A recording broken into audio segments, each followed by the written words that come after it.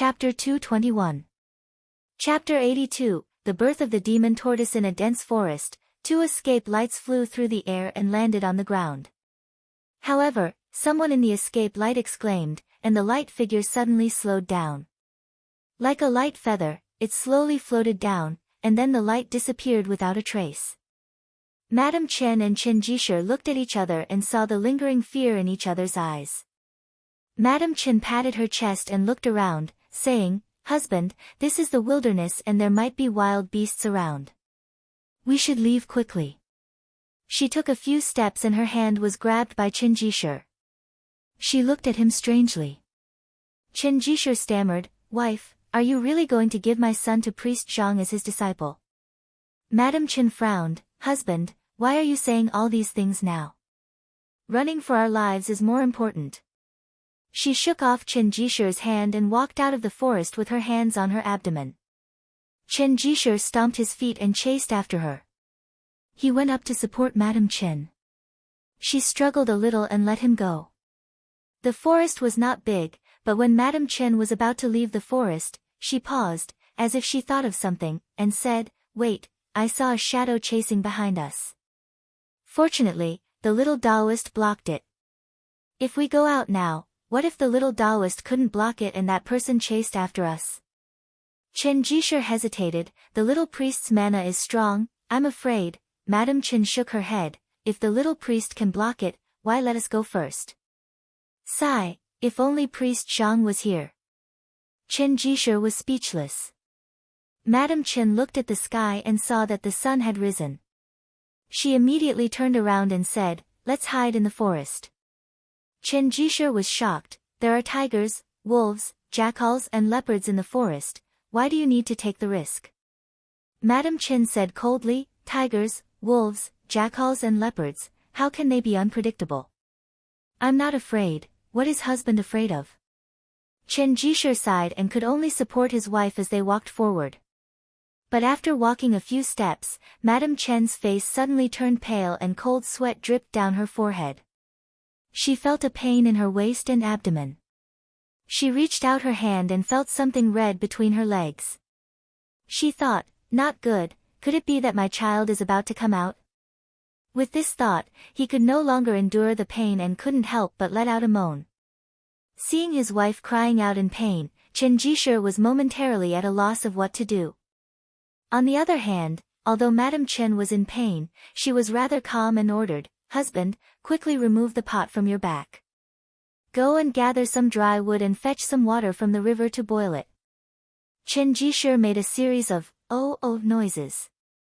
He was still grumbling about why his wife had given up on those books and insisted on bringing this pot with her, but now he admired his wife's foresight. He wasn't someone who didn't know how to differentiate between the 5 grains and the 4 limbs of his body. His family often farmed for a living, so it wasn't messy to take care of these things.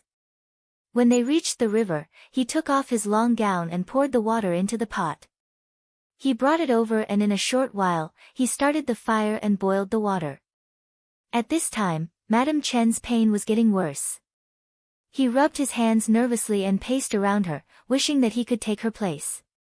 2 hours had passed since Madame Chen was born, but the smell of blood had attracted many beasts in the forest. Chen Jisher heard a series of rustling sounds and could faintly see something wandering in the forest.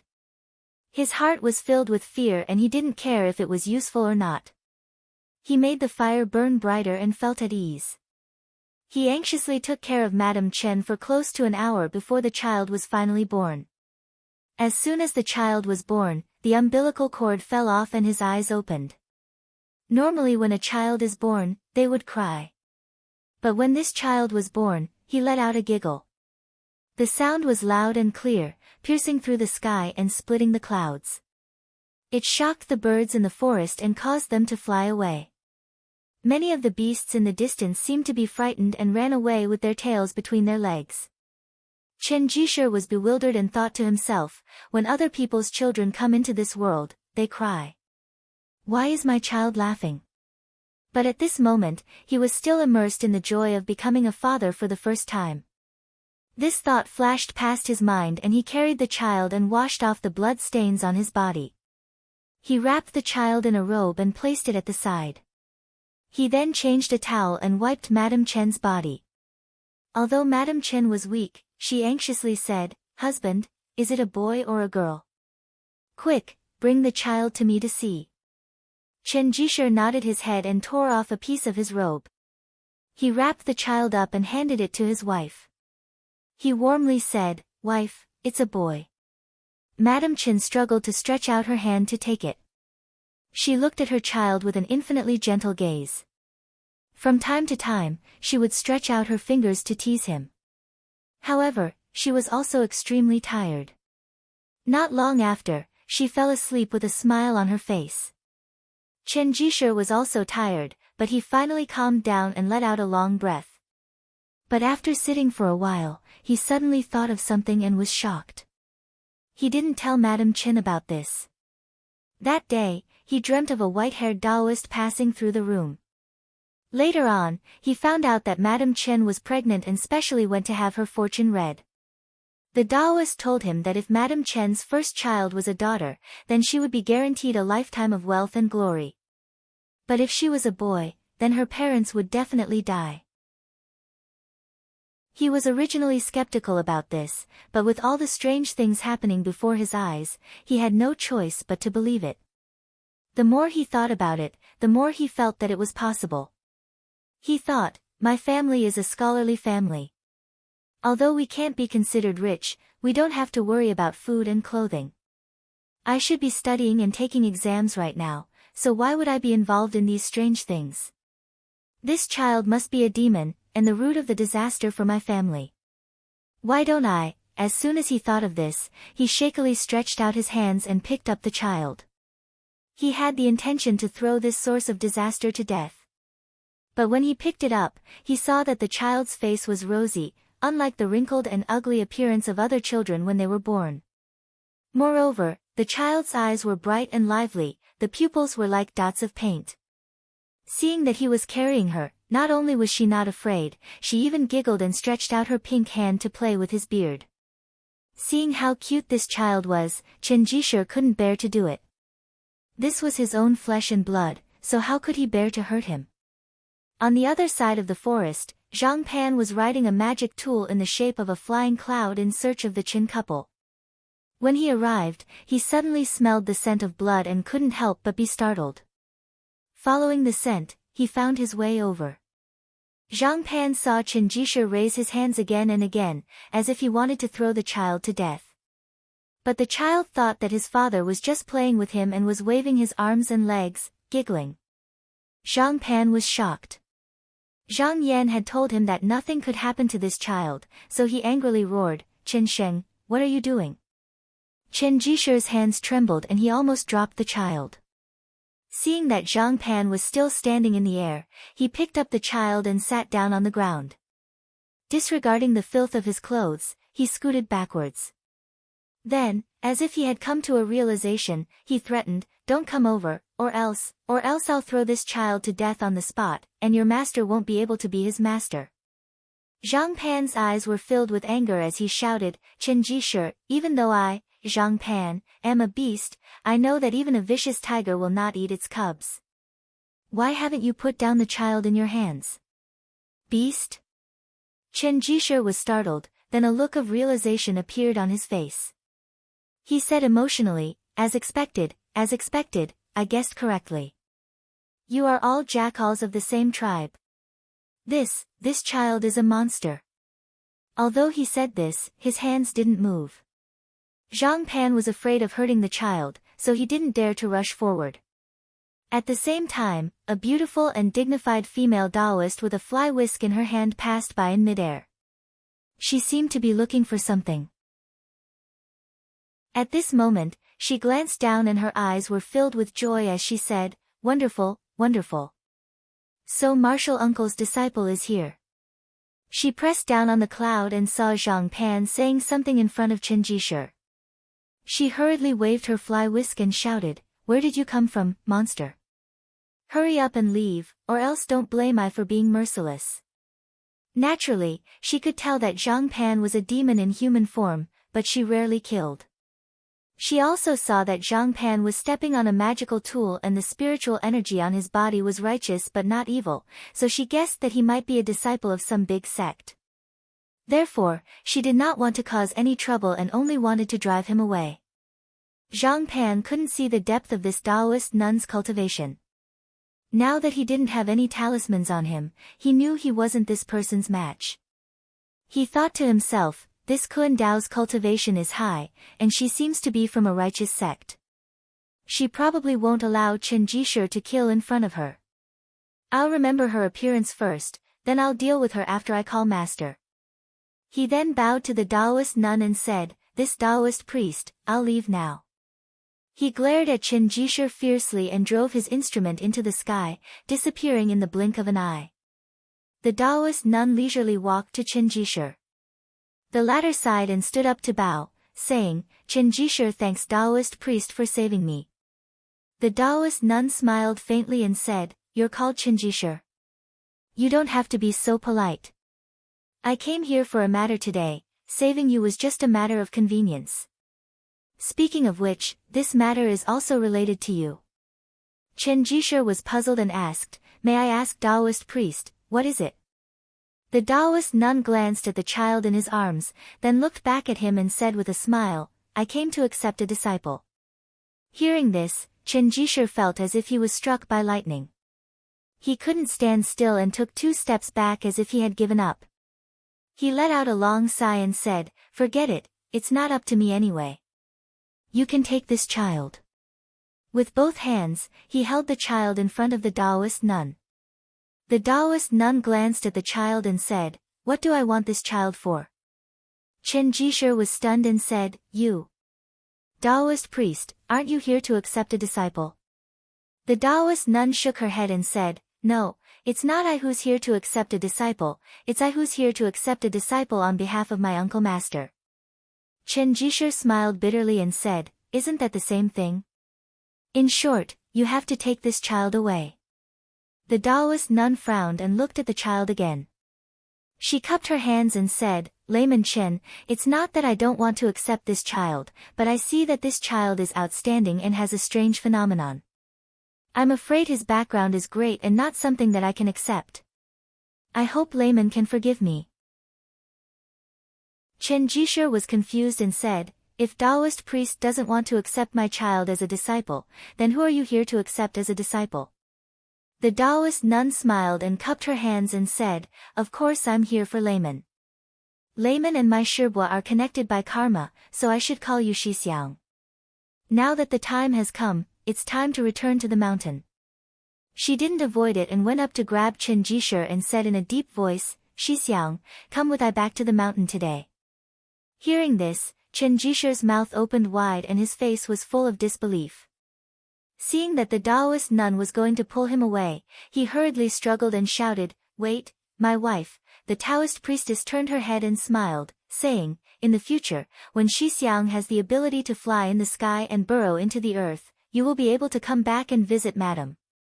Time waits for no man, Xixiang should leave with I. With a wave of her horsetail whisk, the child in Chen Jishe's hand was carried by a gentle force to the side of Madame Chen.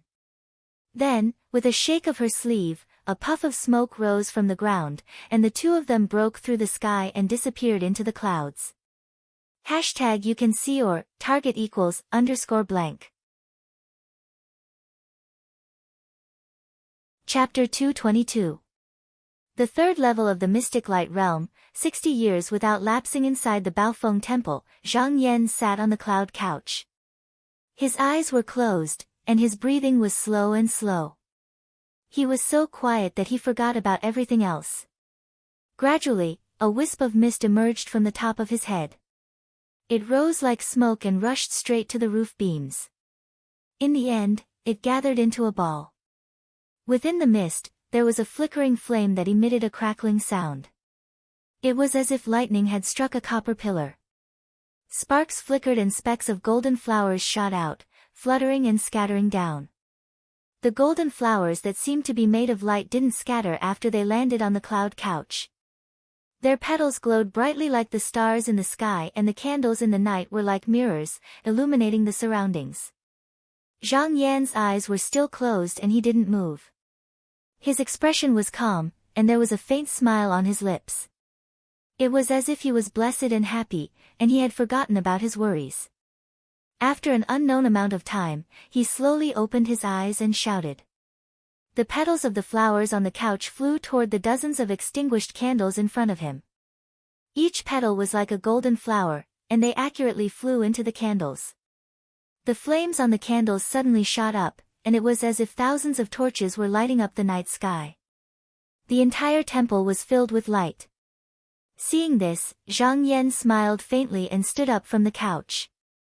He opened his sleeves and chanted, "The fireflies dance lightly, the stars go to the heart, the river illuminates the night fire, and the candle lights 10,000 miles away."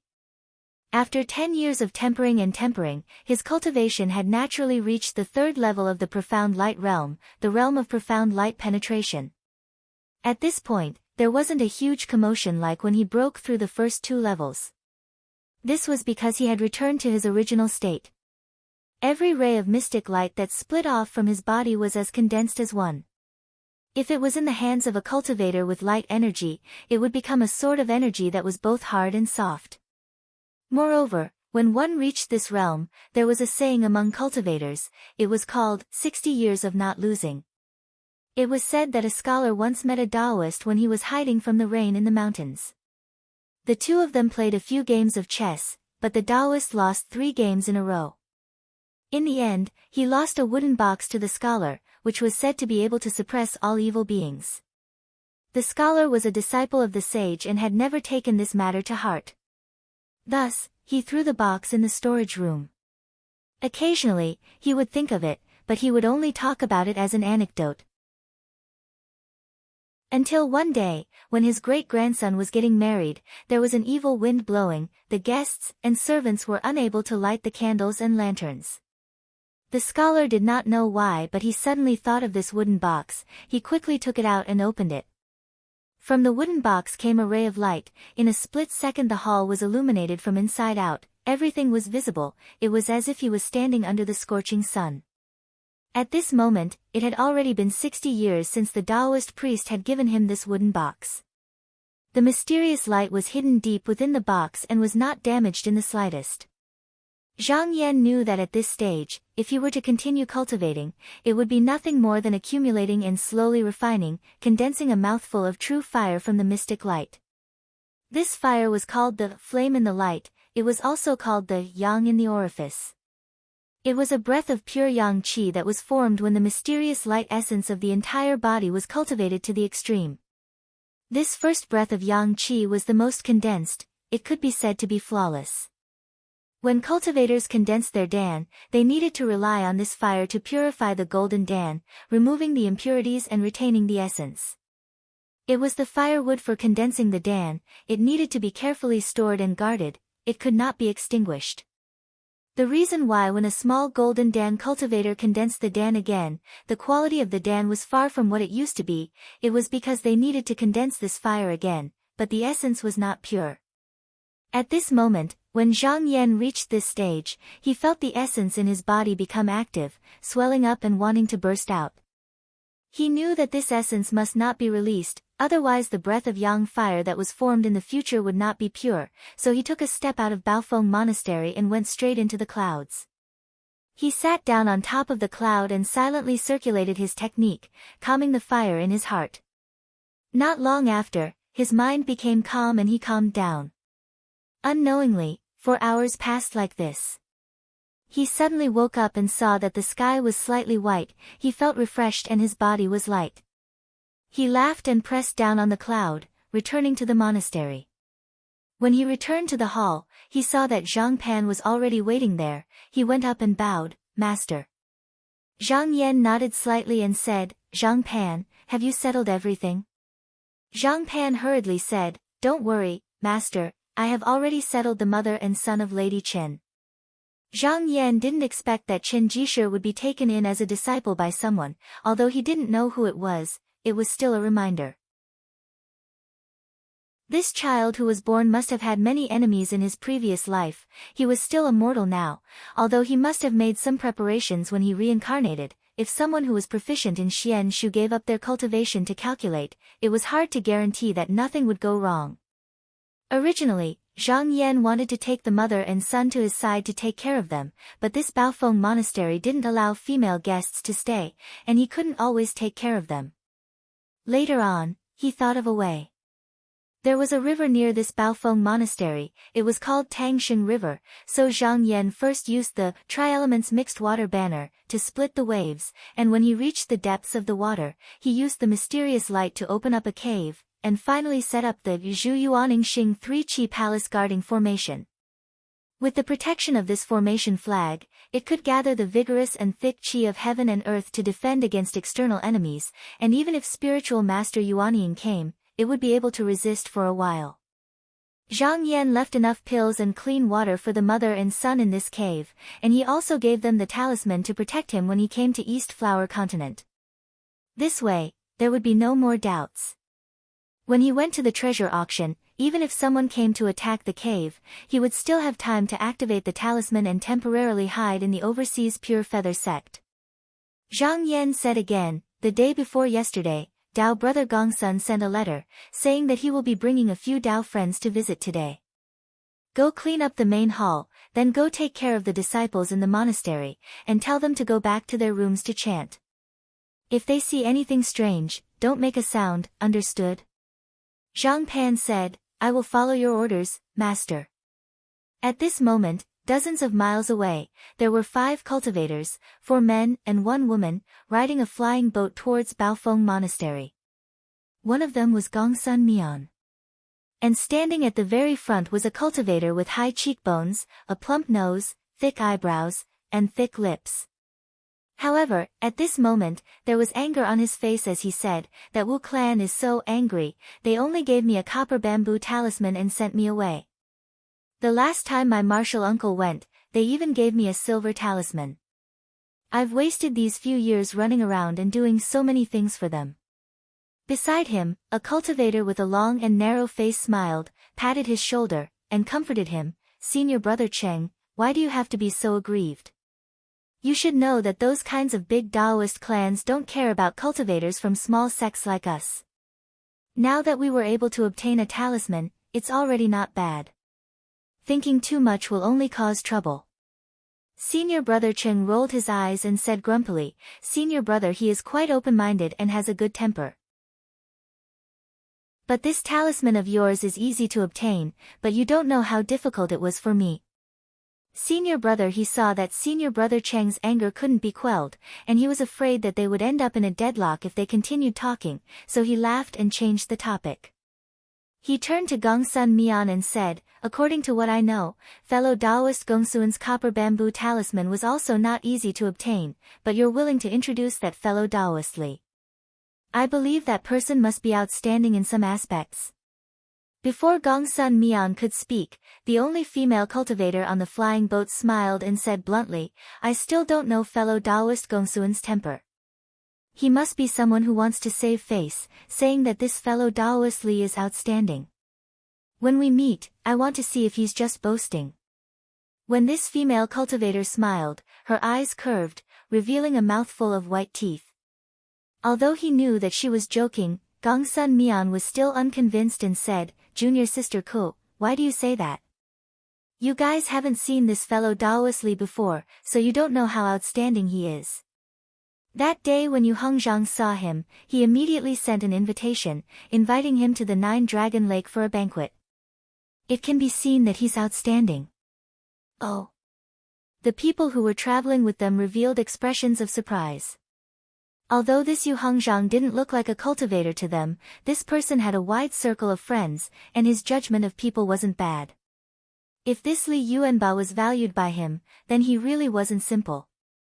A glimmer of light appeared in Senior Brother He's eyes, and he said with a happy expression, if that's really the case, then during the Treasure Zoisha conference, we'll have a bit more confidence.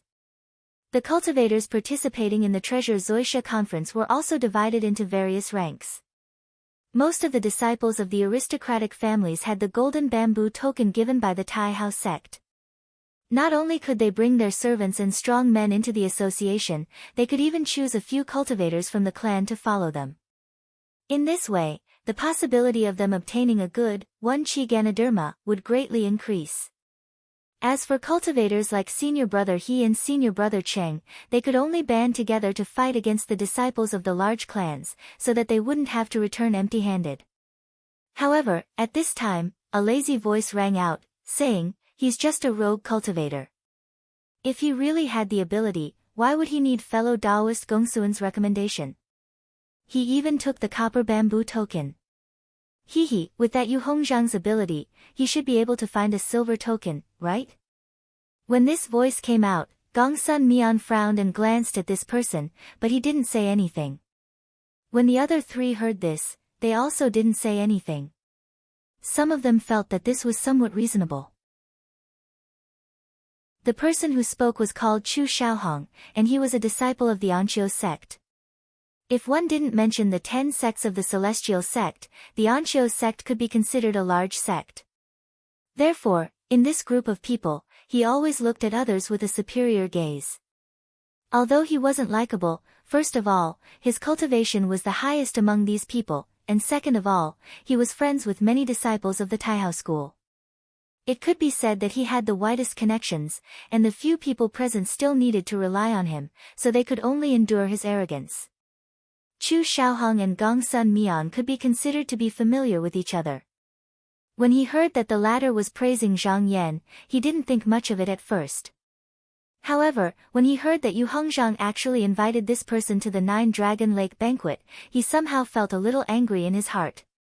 One had to know that there were many true disciples of the Taihao school at the 9-Dragon Lake banquet. If he could make friends with one or two, it would be very beneficial to him. Even if he couldn't obtain the 1 chi Zoisha, it would be worth it.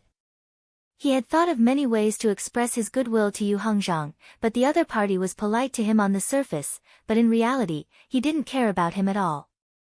Chu Xiaohong couldn't help but think in his heart, to think that I have cultivated bitterly for dozens of years, and my cultivation is not weaker than that of the ordinary disciples of the Taihao school, but I can't go to the 9-Dragon Lake banquet. What ability does this Li Yuanba have that Yu Hongzhang thinks highly of him? When I see him, I'll definitely embarrass him. Target =_. Chapter 223. Picking a fight at a banquet. As the sun gradually rose, Gongsun Mian's group of 5 arrived at Zhurong Mountain on a flying boat. Looking around, the main hall of Baofeng Temple sat at the top of the mountain, quiet and secluded. Ancient trees grew in front of the temple, and the sounds of birds chirping and running water could be heard clearly in the forest. Chu Xiaohong saw that there was no trace of anyone below, so he looked at Gongsun Mian and sneered, "Daoist brother Gongsun, it seems like this Daoist Li doesn't care about us at all. He still doesn't know that we're coming. Why isn't there anyone to welcome us?" Gongsun Mian invited these people this time with the intention of befriending Zhang Yan. In his opinion, it was better to have a few people helping each other at the treasure auction than to fight alone. If Zhang Yan appreciated this favor, with his boldness of casually giving away spiritual herbs, he would definitely not mistreat him. Coincidentally, he had dealings with these people, so he took the initiative to invite them and introduce them to Zhang Yan. However, Chu Xiaohong didn't know his true intentions. He only thought that Zhang Yan invited Gongsun Mian to invite them to a banquet because he wanted to join their circle and be taken care of at the treasure auction. Among these people, he was faintly the leader, so his mentality was naturally a level higher than others. When he first heard that Zhang Yan was highly regarded by Yu Hongzhang, he was already filled with jealousy and hatred. Now that he was receiving such a cold reception, he was even more displeased. He was thinking about how to put on a show of strength to Zhang Yan later. Gongsun Mian shook his head and said, "Senior brother Chu, you and I are both secular cultivators. Why do we need to care about this kind of mortal etiquette? There are many secular cultivators in this Baofeng temple. Us flying here is a shocking act, so it's reasonable that Daoist Li doesn't want to make a big fuss." Senior brother he chuckled and also said, Exactly. Isn't Daoist Li a wandering cultivator? You're also staying in a senior brother's temple, so it's not good to be too ostentatious. A disciple of a large sect like senior brother Chu will always be accompanied by servants, so why is there a need to be so harsh? Junior sister Ku, don't you agree? He turned his head to ask the female cultivator this last sentence. The female cultivator looked at Gongsun Mian and then looked at Chu Xiaohong. She faintly smiled and said, Senior martial brother, he is correct. Chu Xiaohong gave a laugh and didn't bother with this anymore. He saw that there was an empty space in front of the main hall, so he waved the talisman in his hand and the flying boat descended. At this time, the sound of footsteps could be heard. Zhang Pan walked out from the hall and greeted the 5 guests. Honored guests, my master has been waiting for you for a long time. Chu Xiaohong saw that he was ugly and was even a monster in human form, so he felt disdain in his heart. He thought to himself, who knows where this wild person came from, actually using a monster as a servant. Other people choose spirit beasts and celestial birds, but you chose a monster of unknown origin. With a servant like this, the master can't be any better. Thinking of this, he became even more impolite and scolded, You little boy, we have come from afar, how can your master neglect us like this? How can he not come out to greet us personally? Zhang Pan was startled. Gongsun Mian saw that something was wrong. He didn't come to offend Zhang Yan today, so he quickly walked forward and coughed, saying, Little boy, please lead the way. Zhang Pan didn't think much and didn't know much about the ways of the world, so he didn't notice anything strange. After bowing, he moved to the side and gestured with his hand, saying, Honored guests, please. Gongsun Mian glanced at Chu Xiaohong with a reproachful look in his eyes, then he walked into the hall. The other 3 looked at each other and followed. Chu Xiaohong ignored Gongsun Mian's gaze. He was confident that he was on good terms with the disciples of Taihao School, so he didn't need to give Gongsun Mian face. Therefore, he snorted and waved his sleeve, stepping inside. When the 5 of them arrived at the hall, they looked up and saw a tall and imposing figure standing in the main hall. He was like a towering mountain, towering and lonely. Seeing them enter, he smiled and cupped his hands, saying, Fellow Taoists, I apologize for not going out to meet you. Other than Chu Xiaohong, the others saw that he was heroic and extraordinary, and his aura was as deep as the ocean, so they didn't dare to underestimate him. They all bowed in return. Gongsun Mian stood up straight and smiled, saying, Come, brotherly, let me introduce you to these fellow Taoists. He pulled everyone over and told them about their backgrounds. Senior brother Cheng's name was Cheng Hao, he came from Changshan sect and was a wandering cultivator. As for senior brother he had some background. He was called He Ren Xian, he came from Wujin Cave of Mount Seven Li. The previous cave master was originally a disciple of Nanhua sect. As for the female cultivator, she was called Kuxiujuan. Other than Chu Xiaohong, she had the biggest background among the 3. Her mother was a disciple of Pingyuan sect, and her father was a disciple of Wuyan Mountain's Jing Yuan Immortal Mansion. Her Tao techniques were all passed down from her family. The few of them modestly offered their seats.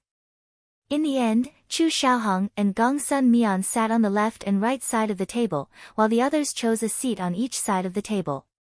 Zhang Yan smiled and raised the bronze wine goblet, saying, Come, everyone is a guest from afar, let me first offer a toast to everyone. At first, Gongsun Mian had written a letter saying that he wanted to introduce a few fellow Taoists to him, but he didn't care. Later on, he thought that everyone who entered the treasure meet would try to find a way to help each other, so it would be too conspicuous for him to be alone. Furthermore, this was Gongsun Mian's good intentions, so it wasn't good for him to refuse. That was why he was willing to get to know these people. However, he only had the intention to use them. On the surface, he seemed polite, but in reality, he didn't really care about these people.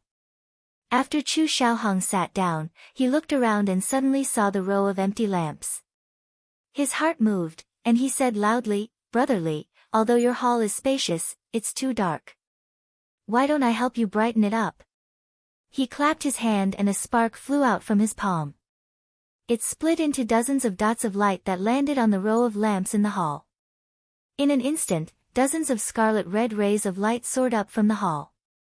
These rays of light were like frozen fire beads of paste, gathering and not dispersing, releasing rays of fiery brilliance in the air. Chu Xiaohong had a smug look on his face as he glanced at Zhang Yan and said, "Junior brotherly, does this look good to your eyes?"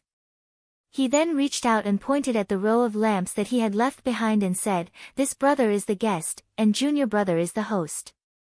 Junior brotherly, please take care of this row."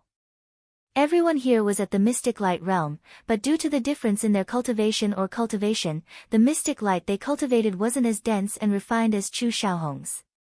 Furthermore, at this moment, showing off like this wasn't the way a guest should act. Seeing this, Gong Sun Mian became even more annoyed and slammed the wine cup in his hand onto the table. He was about to speak when Chu Xiaohong acted like he suddenly understood and patted his forehead. "Aya, it's senior brother's fault. Just now, I remember that brother Li is a strength Dao cultivator. It seems I've made things difficult for you." The essence of a strength Dao cultivator was used to nourish themselves, so they obviously couldn't release mystic light like Qi Dao cultivators. Chu Xiaohong also knew about this beforehand, so he wanted to make things difficult for Zhang Yan first.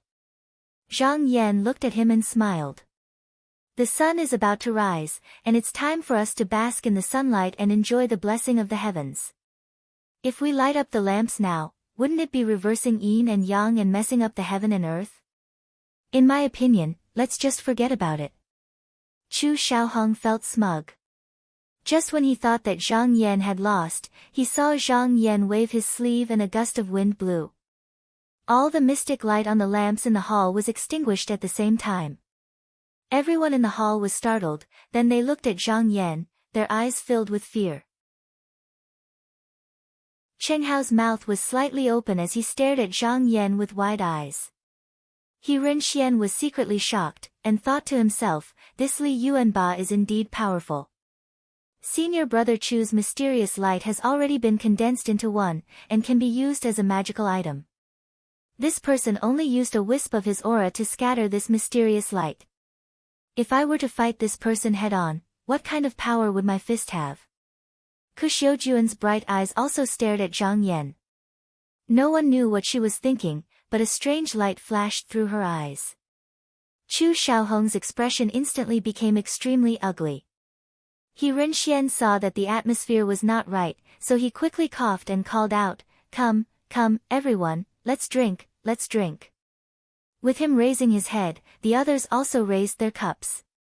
Only when the wine entered their stomachs, they felt that it was sweet and cool, cold and warm at the same time, heating up their acupoints.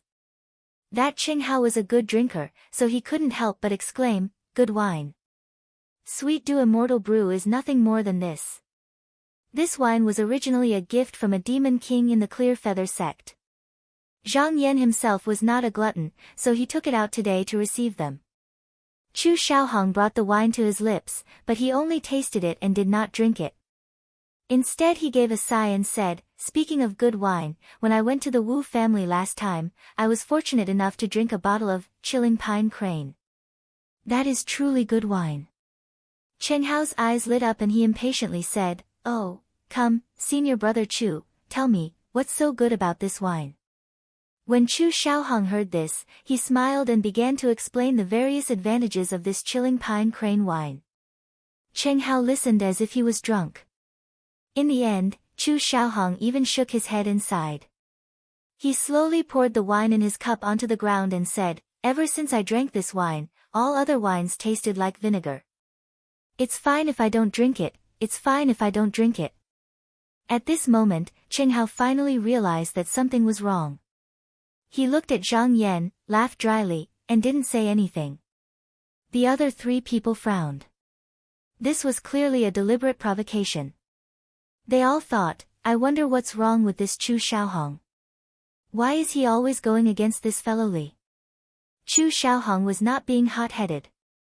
He was already used to being flattered by others. It was like he was the moon surrounded by stars. Moreover, he had already made a plan for this treasure auction. If Zhang Yan's cultivation was weaker than his, he would be able to deal with him. However, Zhang Yan's cultivation was not weak. If he entered their circle, would these people listen to him or Zhang Yan? He could not help but feel threatened. Therefore, he could not accept Zhang Yan no matter what. The most direct and appropriate method was to have a battle between the two of them. Although the other party had just extinguished his profound light with a raise of his hand, it was a completely different matter if they were to truly fight. He was naturally confident that he would win. He did not believe that after he taught Zhang Yan a lesson in front of everyone, he would still have the face to walk with them. At worst, he would just be ruthless and cripple him. Would Gongsun Mian still stand up for this person? Chu Xiaohong looked at Zhang Yan and said, "Speaking of which, I still don't know which sect fellow Li comes from. Who is your master?" Zhang Yan said without any trace of politeness, "My sect has no relationship with fellow Chu, there is no need for you to ask." Chu Xiaohong laughed coldly, "Could it be that fellow Li has something difficult to say? Or?" His eyes flashed as he shouted, "You are a demonic cultivator." The moment these words were said, the expressions of the other four people changed. Zhang Yan sat in the hall and looked down. He said with a cold smile, "Brother Chu must have drunk too much. It looks like you need to sober up." Chu Xiaohong laughed loudly and said, "What if I don't want to? #target =_ blank. Chapter 224. After Chu Xiaohong said this, the atmosphere in the main hall changed. Gongsun Mian never thought that the two of them would suddenly go against each other. Just as he was about to speak, he heard Zhang Yan laugh and throw the wine cup in his hand to the ground with a "pa" sound. He shouted, "Chu Xiaohong, I won't make things difficult for you on account of fellow Gongsun Mian. You can scram." Chu Xiaohong was enraged hearing this. He kicked over the table in front of him and suddenly stood up.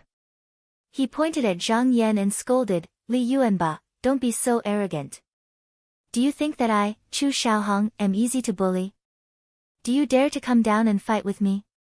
Seeing his fierce and impatient appearance, Zhang Yan looked at him for a few times before laughing towards the sky. Chu Xiaohong did not know why his heart felt weak from his laughter. He shouted again, "What are you laughing at? Could it be that you don't dare to accept my challenge?" Zhang Yan stared at his eyes and said with a faint smile, "Chu Xiaohong, if you can survive 3 of my palms, I'll let you go today." These words were said calmly, but they were filled with killing intent. It was as cold as frost, piercing his heart. Chu Xiaohong felt as if he was being stared at by a beast when Zhang Yan's sharp gaze swept over him. All the hairs on his body stood up and his muscles tensed up. The other 4 people saw that something was wrong and wanted to stop him. However, at this moment, Zhang Yan shouted and stood up, taking a step forward. As his foot landed on the ground, the bricks under his feet shattered and the entire hall shook. He then raised his hand and there was a "chila" sound. Because his action was too fierce, even his sleeves could not withstand it and were torn. He raised his hand and slapped towards Chu Xiaohong's head. Before his palm even reached him, a wave of air had already made it hard for him to breathe. Although Chu Xiaohong had never fought with a strength path cultivator before, he knew that he could not let him get close to him. However, he had taken the initiative to provoke him today, and there were other people watching in the main hall, so how could he retreat? However, he dared to stand out because he had something to rely on. Just as Zhang Yan's palm was about to land, a smooth jade bead appeared in his hand. He held the bead in his hand and chanted the incantation. In an instant, a golden light flew out from the jade bead and circled around him, covering his entire body. Once this treasure appeared, Chu Xiaohong's courage soared. The shocking aura Zhang Yan gave off when he arrived was also shocking. He almost couldn't help wanting to fly away. At this moment, Zhang Yan had already arrived in front of him. His palm descended and struck the golden light. With a "dang" sound, it was as if it had struck a copper bell, creating a deafening sound. The other 4 people in the hall all felt their chests tighten and they wanted to vomit. Under this strike, the golden light actually shook and showed signs of collapsing. Chu Xiaohong was also shocked. He was intimidated by Zhang Yan's aura and could not think of counterattacking. He quickly chanted the incantation and tried his best to stabilize the golden light. His treasure was called Ding Kuan Zi, and it was a protective treasure. There were 7 of them refined in the bead door, and if all 7 of them were present, their uses would be limitless. However, he only had 1 of them, but normally, even if there were magical treasures attacking him, he would rely on this treasure to remain unharmed, and had never been broken by anyone. Who would have thought that under this palm strike just now, it would actually be almost shattered by Li Yuanba? His heart was also palpitating. This was still Zhang Yan fighting him empty-handed. If the other party used the divine weapon in his hand, would he still be alive? With this thought, Chu Xiaohong activated all the Fa Li in his body, and the protective golden light suddenly released an even more dazzling light than before. However, Zhang Yan's face was expressionless. He slightly drew out a bit of the profound qi from the gold core in his stomach. With a kacha sound, his palm swelled up as if it was inflated, and he slapped towards the golden light again. When the palm collided with the golden light, there was a hong sound. The dust on the roof rustled and the pillars shook.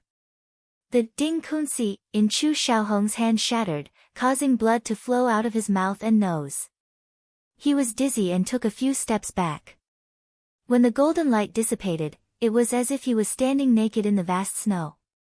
He felt that there was no barrier around his body. Seeing that Zhang Yan had taken a step forward and was about to slap him again, he could not help but turn pale with fright.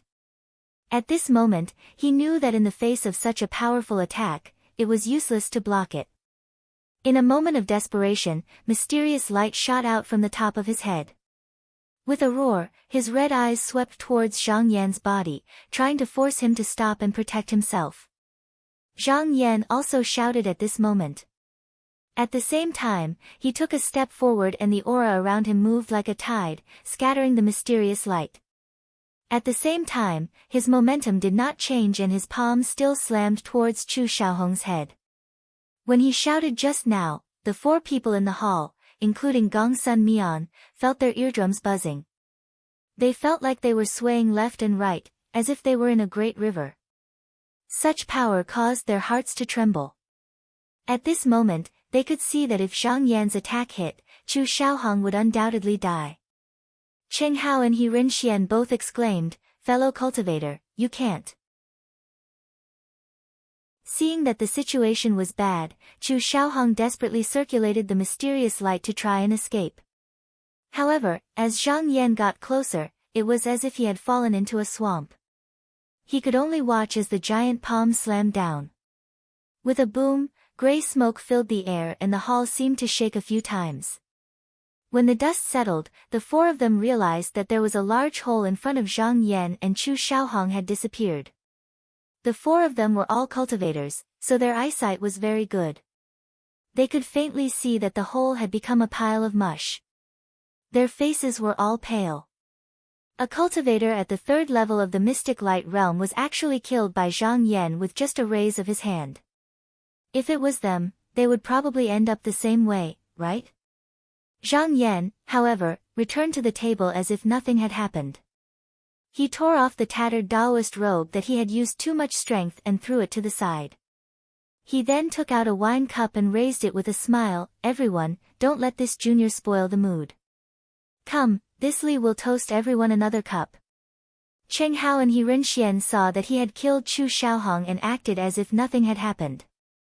A chill rose in their hearts and their faces became slightly stiff. On the other hand, Kuxiujuan smiled and said, "Daoist Li is right. Don't let people like Chu Xiaohong spoil the mood. Come, this servant will toast Daoist brother." Zhang Yan looked at her a few times. He saw that she was pretty and her face was bright red. She didn't avoid his gaze and instead boldly stared back at him. She was much braver than Cheng Hao and He Rinxian. He slightly nodded his head and raised the cup in his hand, drinking it in one gulp. Although Kuxiujuan was a female cultivator, she was very straightforward and also drank it in one gulp. Gongsun Mian secretly cursed Chu Xiaohong in his heart for causing trouble for him for no reason. However, since this person was already dead, there was obviously no need to worry about him anymore. He had seen Zhang Yan's abilities just now, so he forced himself to be more spirited and started to chat and drink with Zhang Yan again. However, he was thinking about how to explain today's events to Zhang Yan after the banquet ended. Cheng Hao and He Ren-xian, on the other hand, seemed to be absent-minded.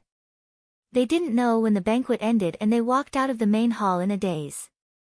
There were 5 of them when they came, but now that Chu Xiaohong was dead, Gong Sun Mian stayed behind as if he had something to say to Zhang Yan. Therefore, including Kuxiujuan, only 3 of them returned. Once they were far away from the Baofeng temple, Cheng Hao and He Ren-xian looked at each other and let out a long breath. In front of Zhang Yan, the pressure they felt was too great. Originally, they were still talking and laughing, but he suddenly exploded with killing intent.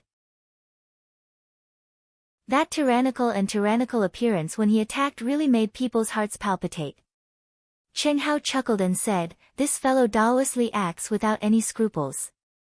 During this treasure auction, it would be better for us to stay away from him." Kuxiujuan glanced at him and said, "Senior brother Cheng, there is no need to say such things. This fellow Daoist Li's cultivation is profound and his actions are magnanimous. In this servant's opinion, he is much better than Chu Xiaohong, this arrogant person. If we go to the Cun Shan to obtain the solitary Qi Zoisha with him, wouldn't our chances be much higher?"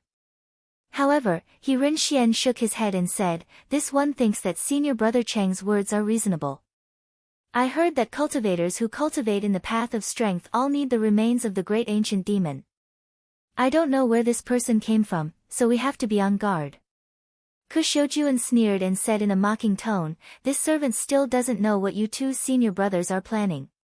It's nothing more than seeing fellow Daoistly kill Chu Xiaohong and being afraid that this matter will implicate us. Is there a need to find so many excuses?" Cheng Hao couldn't help feeling a bit embarrassed and angry when she saw through his thoughts. He said, "So what? Senior brother Chu is a direct disciple of the Anqiu sect and is highly regarded by the elders of the sect. He was killed by this surnamed Li, so how can the Anqiu sect let this matter go? If we don't stay out of this matter, we will be seen by the Anqiu sect as people who conspired to kill senior brother Chu, so we have no choice but to avoid arousing suspicion." He Ren-xian nodded and said, "That's right. If we go with fellow Daoist Li now, wouldn't it seem like we conspired with him to kill senior brother Chu and invite trouble for ourselves?" Kuxiujuan said with disdain, "That Chu Xiaohong was the one who challenged us, so he deserved to be killed. Fellow Daoist Li isn't afraid, so what are you afraid of?"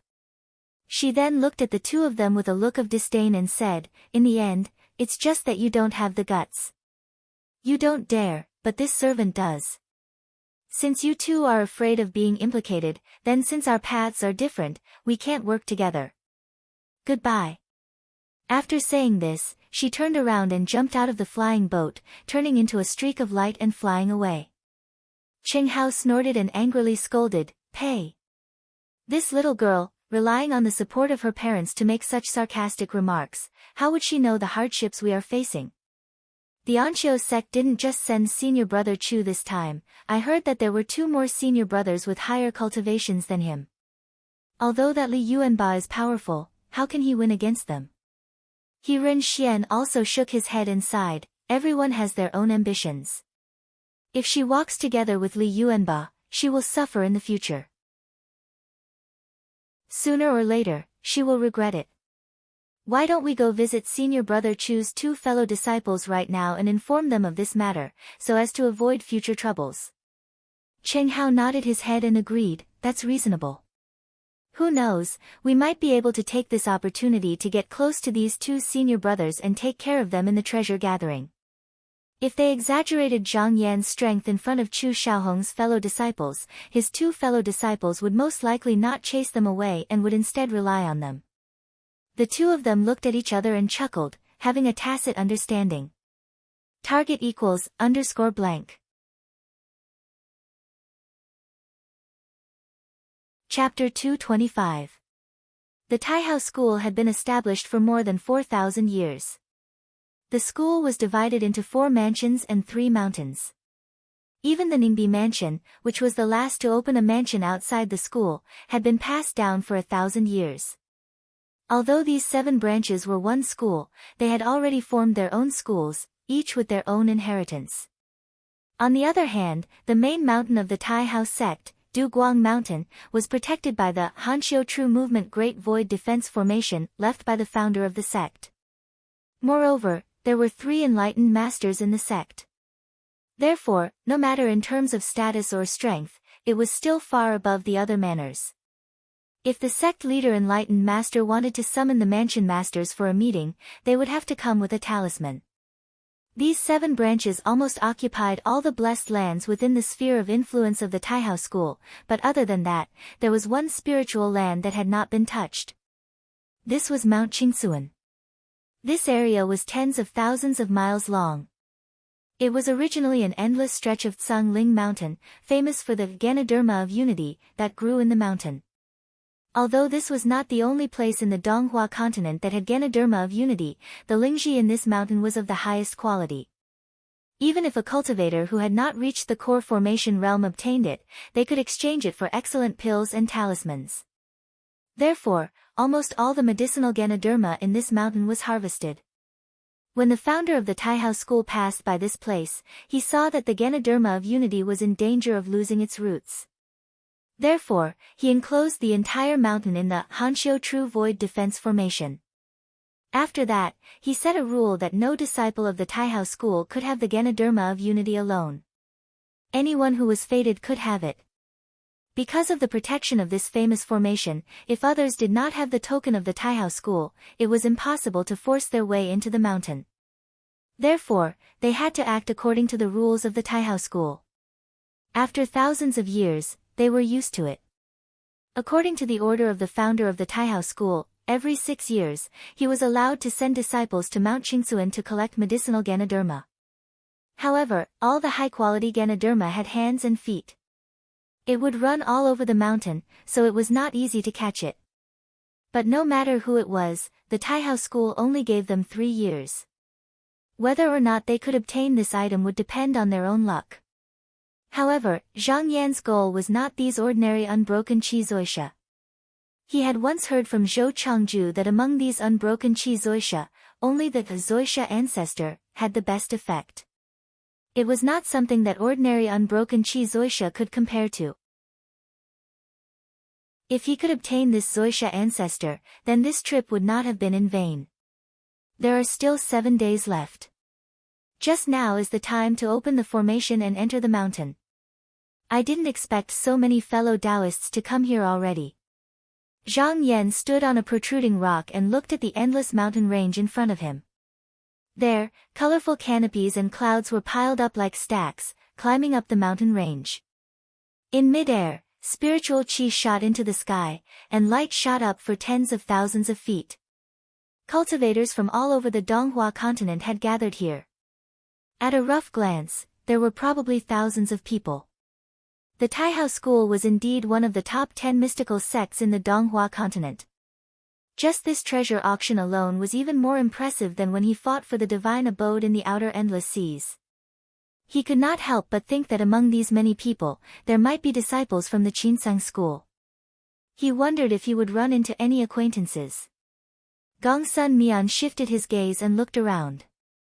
He also lamented, in the past, there were not so many fellow Taoists who came here.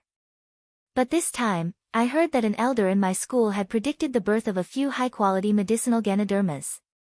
I'm afraid that many people have received this news, so they are all crowded together. Upon entering Mount Qingsuan, even if you were a disciple of the school, no matter if you returned empty-handed or not, everyone would only recognize you once in their lifetime.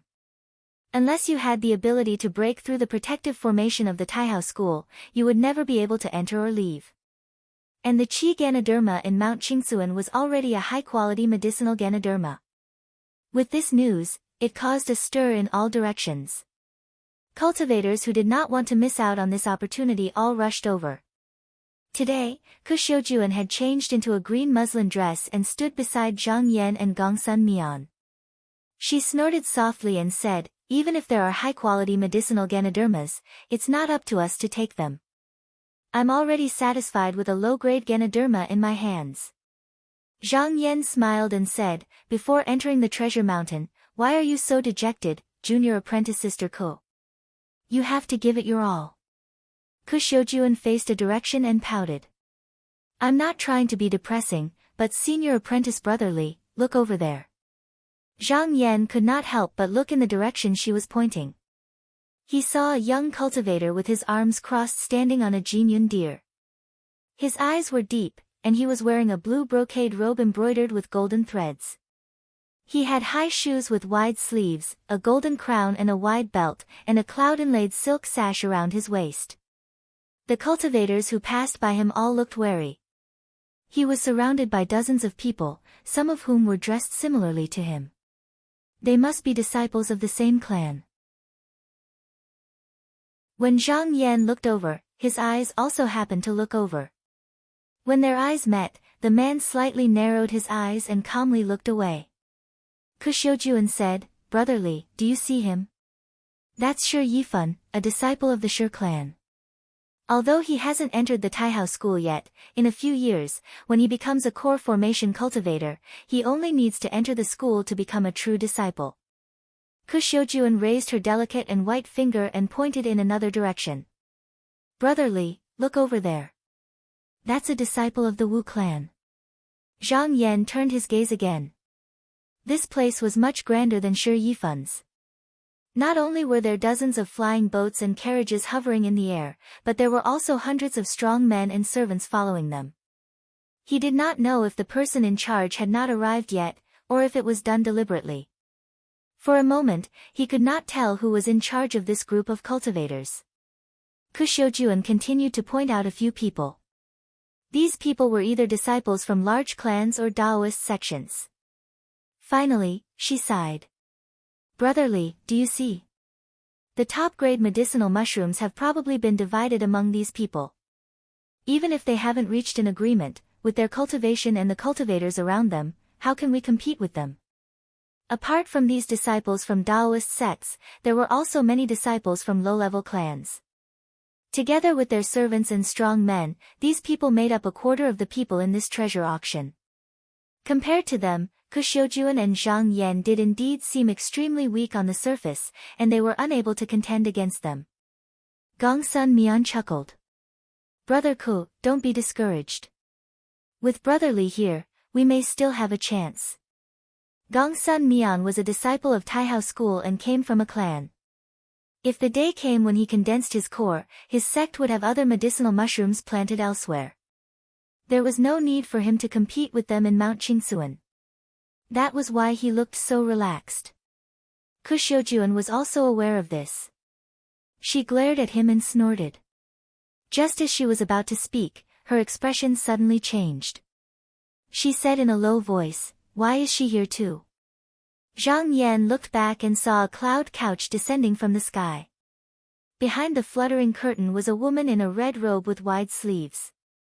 She allowed her snow-white arm to be exposed as she reclined on the couch. She looked indescribably lazy and carefree. There was a dazzling red dot on her lips.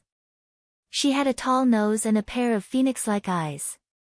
There was a fingernail-sized, blood-red jade hanging on her smooth forehead. Everyone seemed to be wary of her. When they saw this woman, the cultivators who were closer to her all flew off into the distance. Gongsun Mian looked at the woman seriously. Suddenly, he thought of someone and blurted out, could she be that Yan Yuo? A hint of worry appeared on Ku Xiujuan's face. She nodded and said, that's her. This is bad. It's rumored that this woman is temperamental and often kills people for no reason. If Brother Li and I enter Mount Qingsuan, we have to be careful and avoid her. The treasure Ganoderma auction was held once every 3 years and closed once every 3 years. Only cultivators below the core formation stage could enter. Because they had to stay for 3 years before they could come out, there were some cultivators who were unwilling to waste their time and would rather go elsewhere to search for Ganoderma of Unity than come here.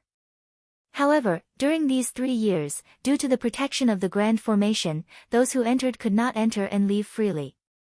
As a result, some disciples from large clans came here just for fun. Because their clans had placed high hopes on these disciples, they had cultivated for hundreds of years. Those with slightly weaker temperaments could not dispel the accumulated depression in their hearts. Thus, there was no lack of people who acted recklessly when fighting for the Ganoderma. In the past, there were a few disciples from large clans who used this opportunity to adjust their temperaments and improve their cultivation. However, not only could they not defeat cultivators with powerful backgrounds, they did not dare to act rashly. Thus, they could only find rogue cultivators and cultivators from small sections. Therefore, these people wanted to attach themselves to large clans during the treasure Ganoderma auction. It was no wonder they acted like this. They really did not want to be killed for no reason. This Yan Yuyo was a direct descendant of the Xuanlong Yan clan, so there was no need for her to personally search for the Ganoderma. There were rumors that she had deviated from her cultivation, and coupled with her strange temperament, it was obvious why she had come here.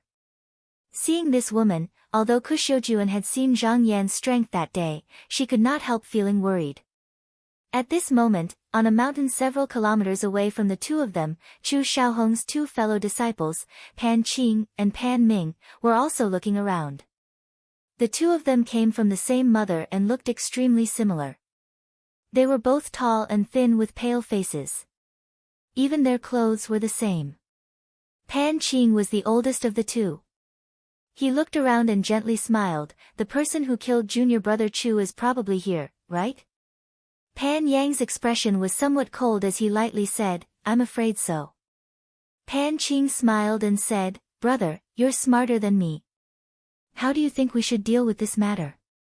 Pan Yang was silent for a while before he said that he and Cheng's words were inevitably exaggerated, so we can't believe them all. However, since junior brother Chu was defeated in a fair fight, I believe that Li Yuanba is also a powerful person. Even if we can win, it will be a Pyrrhic victory. There are still 7 days until we enter the mountain, so it would be unwise to fight him now.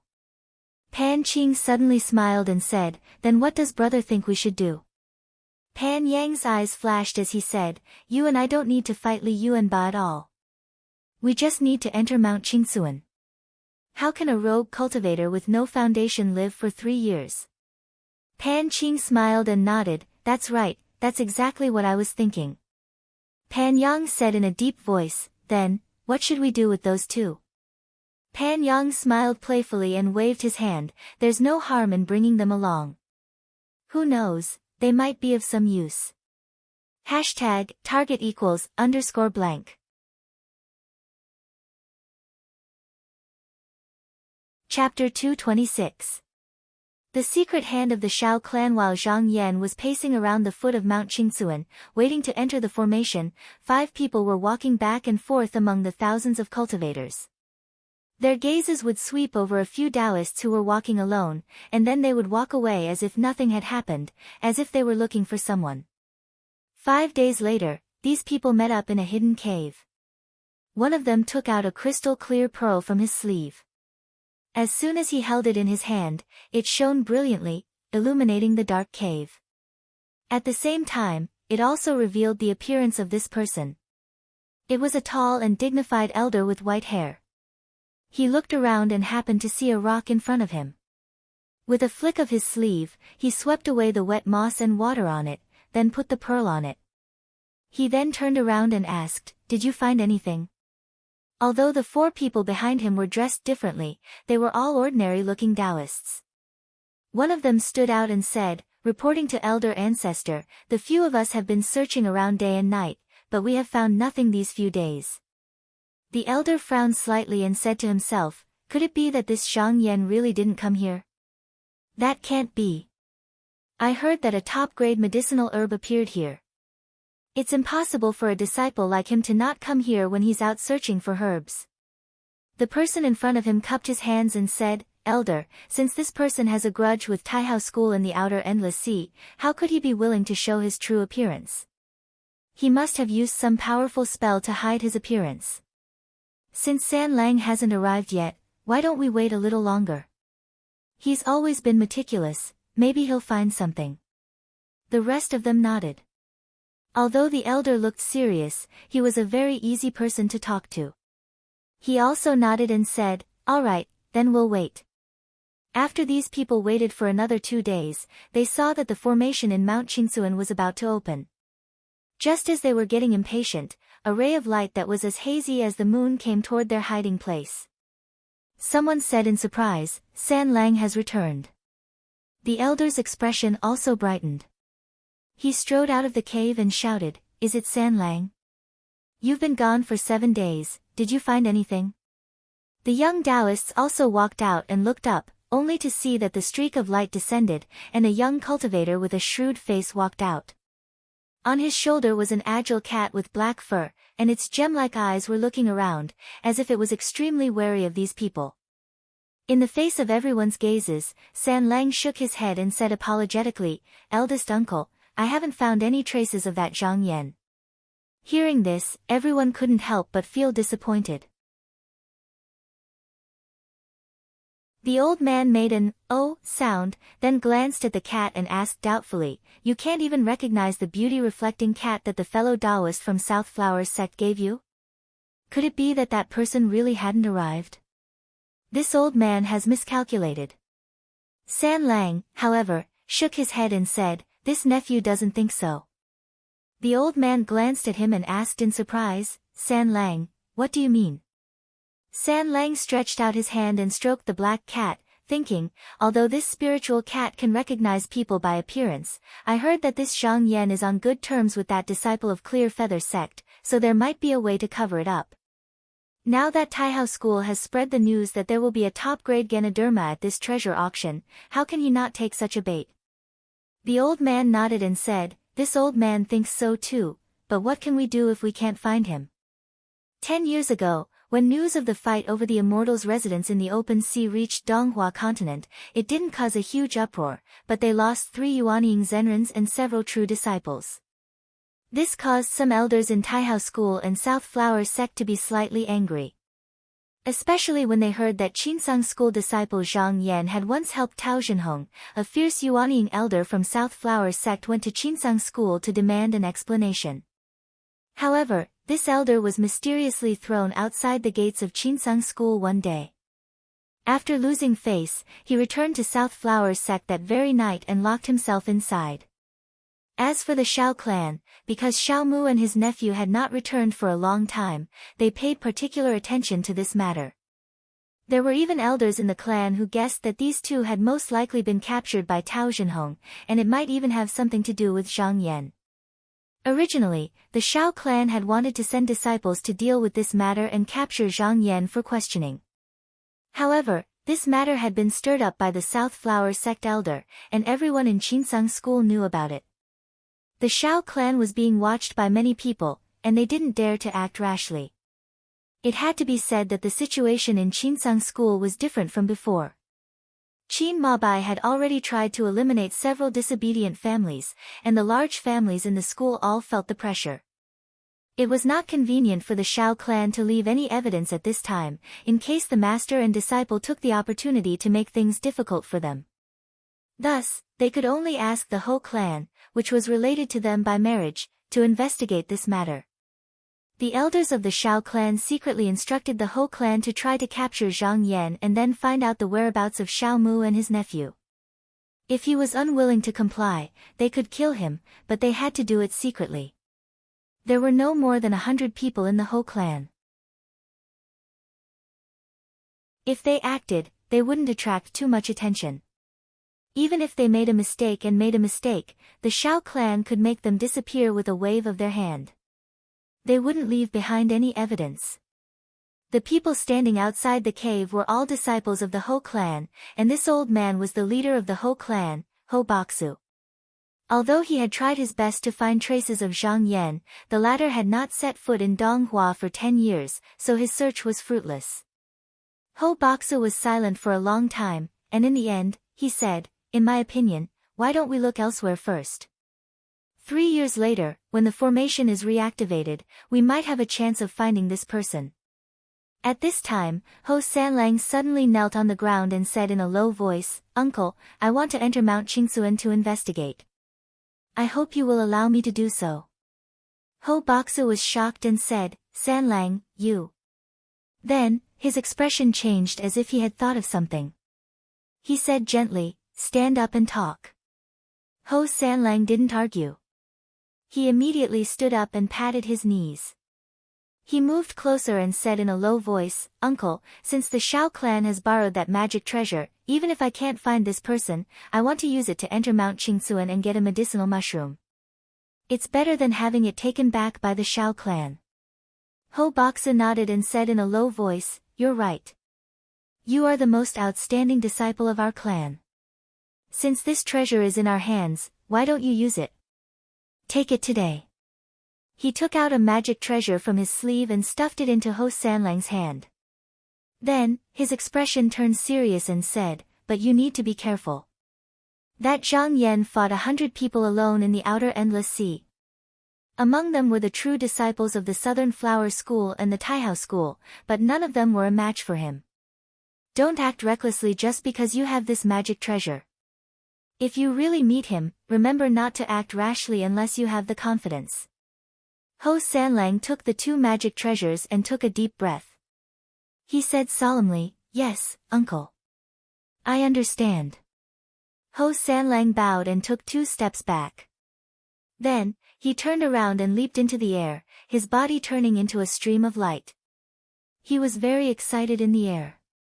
Although he didn't find Zhang Yan just now, he felt that there were a few people who were very suspicious and had been secretly watching them. If he could find and kill Zhang Yan this time, the Shao clan would fulfill their promise. Not only would they bestow this magical treasure to him, they would also marry one of their daughters to him. They would also promise to teach him a high-level cultivation technique. At that time, his position in the clan would be unparalleled. At this time, on the Green Inch Mountain, there was a long and drawn-out sound of a bell. Under the gaze of thousands of cultivators, the green curtain that was originally rippling like waves of light in front of them floated and slowly dispersed, revealing a distant landscape of mountains, hills and valleys, creeks, valleys, and mountains. From afar, there were green clouds that supported the light, covering the misty mountains and valleys. Seeing that the formation had been activated, there was a commotion among the crowd. Shi Yifan, who was standing at the front, had a bright gleam in his eyes. He shouted and reined in the horned Jinyun deer he was sitting on. A 5-colored cloud rose from his 4 legs and flew into the sky. Relying on this auspicious beast, he was the first to rush into the green curtain miasma that had yet to completely dissipate. Suddenly, a white light flew up from where the Wu clan's disciple was standing, and a voice came out, "Junior sister Yen, I'll be going first." "Brother Shi, wait, I'm coming." Yen Yuyo was originally leaning lazily on the couch, but when she heard this, she raised her eyebrows and snorted. She slapped the cloud couch beneath her, and in an instant, a fiery red light soared up. She shook off the servants behind her and rushed forward without showing any signs of weakness. Almost at the same time as that person, she entered the green curtain.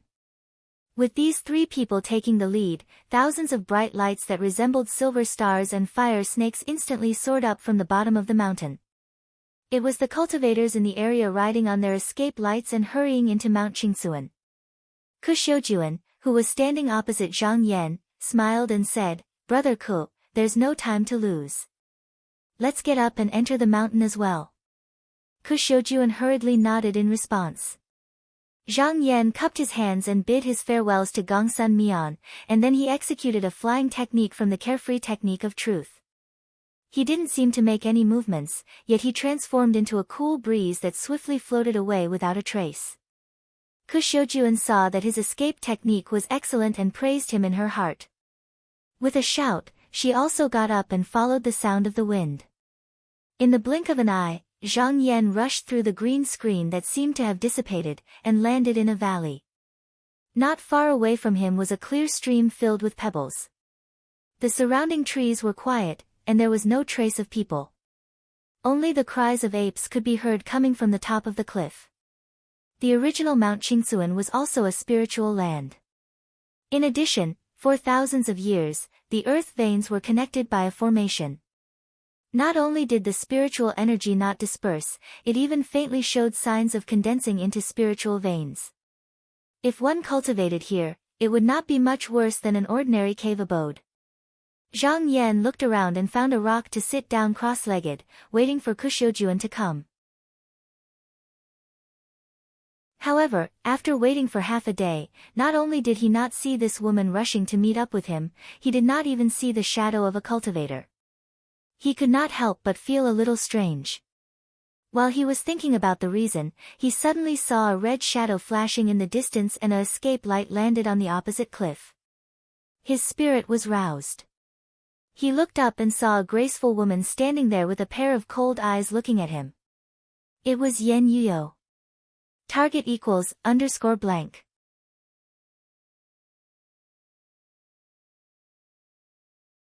Chapter 227.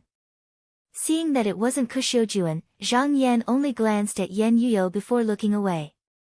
He sat back on the rock and ignored her. Yan Yuyo, on the other hand, had a surprised expression on her face. She didn't do things according to common sense and her temperament was unstable.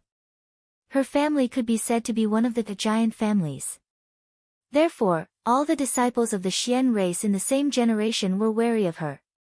Many of them even looked at her with hostility. If wandering cultivators saw her, they wouldn't even have the time to hide, so how would they dare to look her in the eye?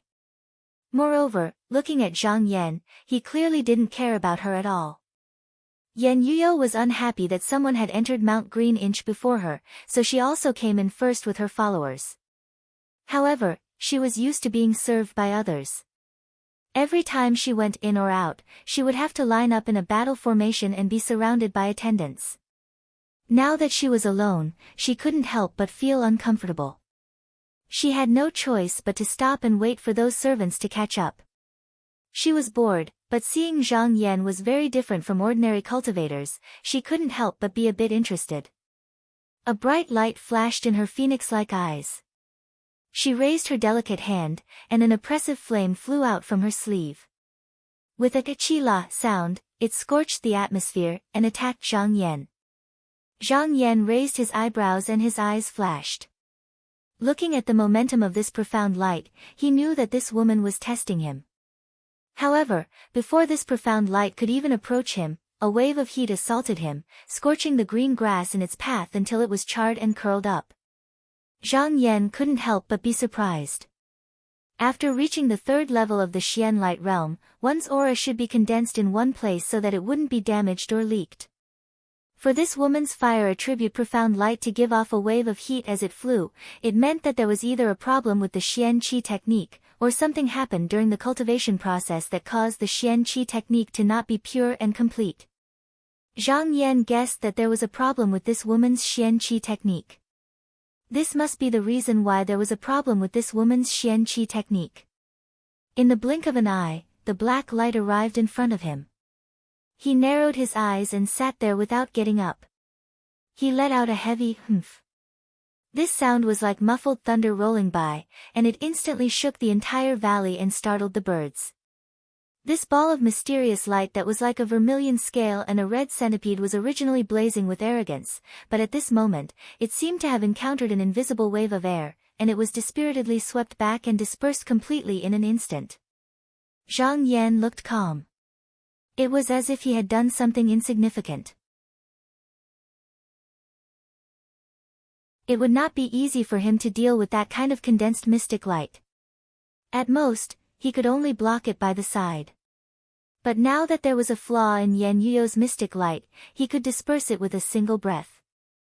Although there was only a slight deviation in the middle, in the eyes of these cultivators, it was a huge flaw. Yan Yuyo exclaimed in surprise. A look of surprise appeared on her face. She was just bored for a while. He wanted to probe Zhang Yan's background and see what kind of tricks he had up his sleeves. However, he never expected that his profound light would be broken so easily. It was just this one face-to-face encounter. With her eyesight, she could naturally tell that Zhang Yan cultivated the strength path, and she couldn't help but take a few more glances. It was just that after thinking about it a few times, she couldn't think of any outstanding disciple of the big Taoist sects that she knew who looked like Zhang Yan. After a moment of silence, she suddenly opened her mouth and said, "Let me ask you, are you willing to be a guest of my clan?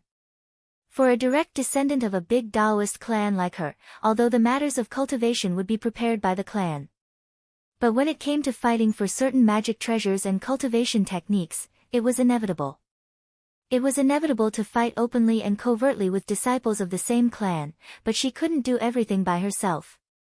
If she could recruit a few wandering cultivators with decent cultivation, or the disciples of a declining family, not only could they help her do some inconvenient things, they could also be a great help at critical moments. She saw that Zhang Yan's cultivation was not ordinary, and she could tell that he was a rare strength path cultivator at a glance, so she couldn't help but think of recruiting him. She relied on her identity as a disciple of the Yan clan, so if the other party wasn't a disciple of the 10 Taoist sects, he most likely wouldn't refuse. But she didn't expect that when she said that, it caused a burst of laughter. He said, "This little lady wants me, Li Yuanba, to submit, but I'm afraid she doesn't have the qualifications." This laughter rumbled in the valley, and it was extremely arrogant. It was obvious that he didn't put the Yan clan in his eyes at all. Yan Yuyu's jade face couldn't help but turn cold, and she shouted, "How dare you!" She flicked her sleeve, causing a fiery ray of light to shoot out from behind her. This ray of light converged into a ball above her head, and it coiled and fluttered about while emitting the sound of a whirlwind that was extremely clamorous. Zhang Yan was slightly surprised, and he clenched his fists, making a cracking sound. If this woman didn't know what was good for her, he didn't mind being ruthless here. However, just as the swords were drawn, dozens of rays of light flew over. When they saw Yan Yuyu, they all greeted, "Wife." A middle-aged woman in her 40s landed beside her. This woman had an anxious expression, and she whispered a few words into Yan Yuyu's ear. Yan Yuyu frowned, snorted, and retracted the light behind her. She first gave the woman a few instructions, then turned around and said, "You're Li Yuanba. What do you want? Cultivation method? Beauty? Talisman? Or entering Taihao school as a disciple? As long as you agree to be my right-hand man for 30 years, I can grant you everything. Once you've thought it through, you can come to 1,000 Feet Mountain to find me." She seemed to be in a hurry to leave, so after she finished speaking, she didn't wait for Zhang Yan's response and said to the middle-aged woman, "Aunt Shu, let's go." She turned around and went up the jade couch behind her. The gauze curtain fell down, covering her slender and graceful figure. "Yes, wife." The middle-aged woman responded submissively, then looked up and down at Zhang Yan. She snorted, then called out, and the group of people stepped onto their celestial tools, disappearing into the distance in just a moment. Zhang Yan looked at the direction in which these people disappeared, but it was towards a mountain ridge that pierced straight into the clouds. The peak of this mountain couldn't be seen, and it was like a barrier that stretched across the sky. He didn't know how big it was. When he entered the mountain, he had heard that there were 5 peaks in this green inch mountain that had the best chi zoisha, so this 1,000 feet mountain must be heading towards that place. He came here to find the zoisha ancestor. Although he didn't have any clues at the moment, he would definitely go and investigate this place in the future. After waiting for the time it took for an incense stick to burn, he saw a familiar-looking light flying over from afar. He stood up and said with a smile, "Why are you so late, fellow Taoist Ko?" Kushojuan landed in front of him and said with some embarrassment, "I've made fellow Taoist wait for a long time. On my way here, I met a martial uncle who used to cultivate in the same place as my mother. We unwittingly chatted a lot, so I was delayed." She hesitated again, then said in a low voice, "This martial uncle tried his best to invite me to go with him. I was thinking that if fellow Taoist Li is willing, why don't you come with me? We can look after each other." Before Kushojuan came here, she was originally very ambitious, but after seeing the power of those disciples from the aristocratic families, she felt that it would be too difficult to obtain the Chi Zoisha. She and Zhang Yan were a little alone. Moreover, this martial uncle of hers was a kind person, and he took great care of the younger generation. Thus, when he sent out the invitation, she was moved and wanted to invite Zhang Yan to go with her. Zhang Yan pondered for a while. Now that he had just entered Green Inch Mountain, he was still unfamiliar with the terrain, so he wasn't in a hurry to investigate the Zoisha ancestor.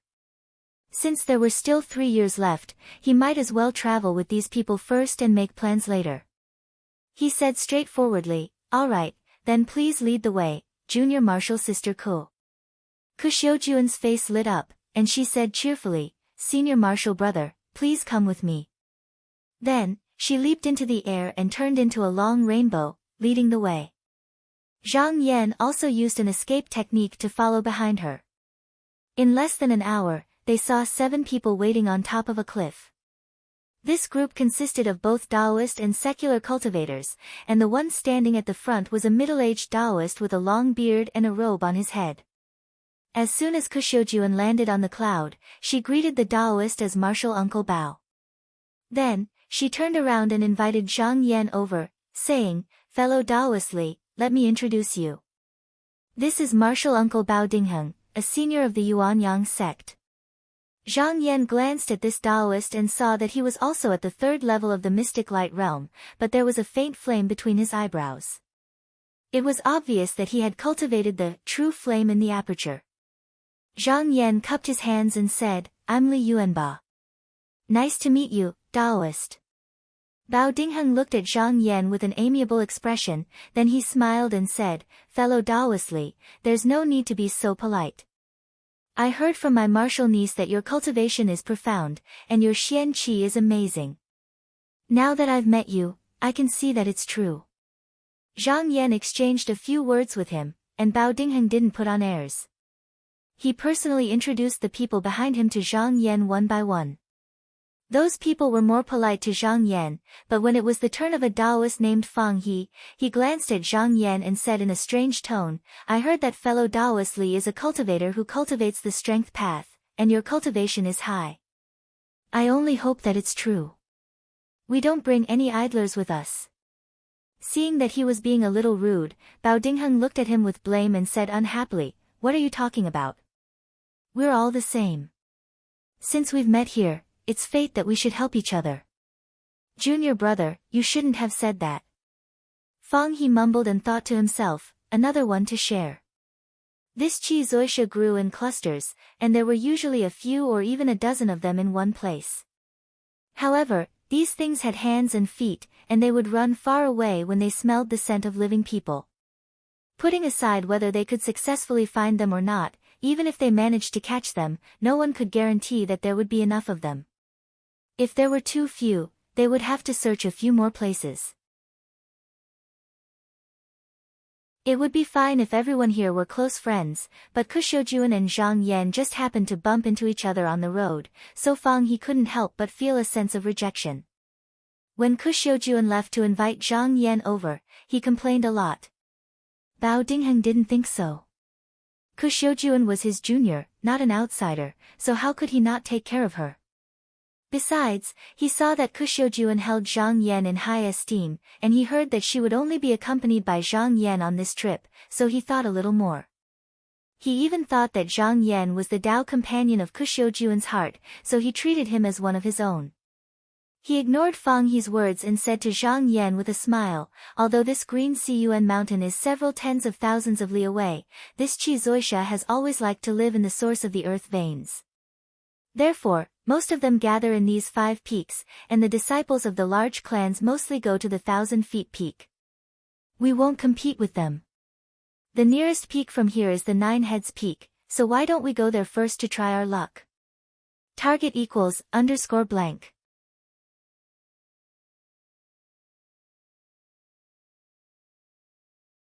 Chapter 228. The abandoned disciple of Yuan Yang Mount Qingsuan was tens of thousands of miles wide.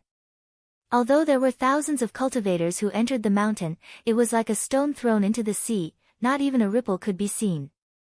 When Zhang Yan's group went to the 9 Heads Peak, they could still see a few streaks of light at first, but after half a day, not a single person could be seen. There were 9 majestic mountains on the 9 Heads Peak, and they could be seen from afar. A Taoist wearing a tall hat said with a smile, "The number of 9 Heads Peak is 9, and there are 9 of us now. Doesn't it mean that today's luck is on us?" Bao Dingheng laughed when he heard this, and said, "Fellow Taoist Gao's words are brilliant." The group flew very quickly, and they arrived at the mountain ridge near noon. In the end, they stood on a high rock. At this time, a hunchbacked old man with a face full of frost walked a few steps on the rock and looked around.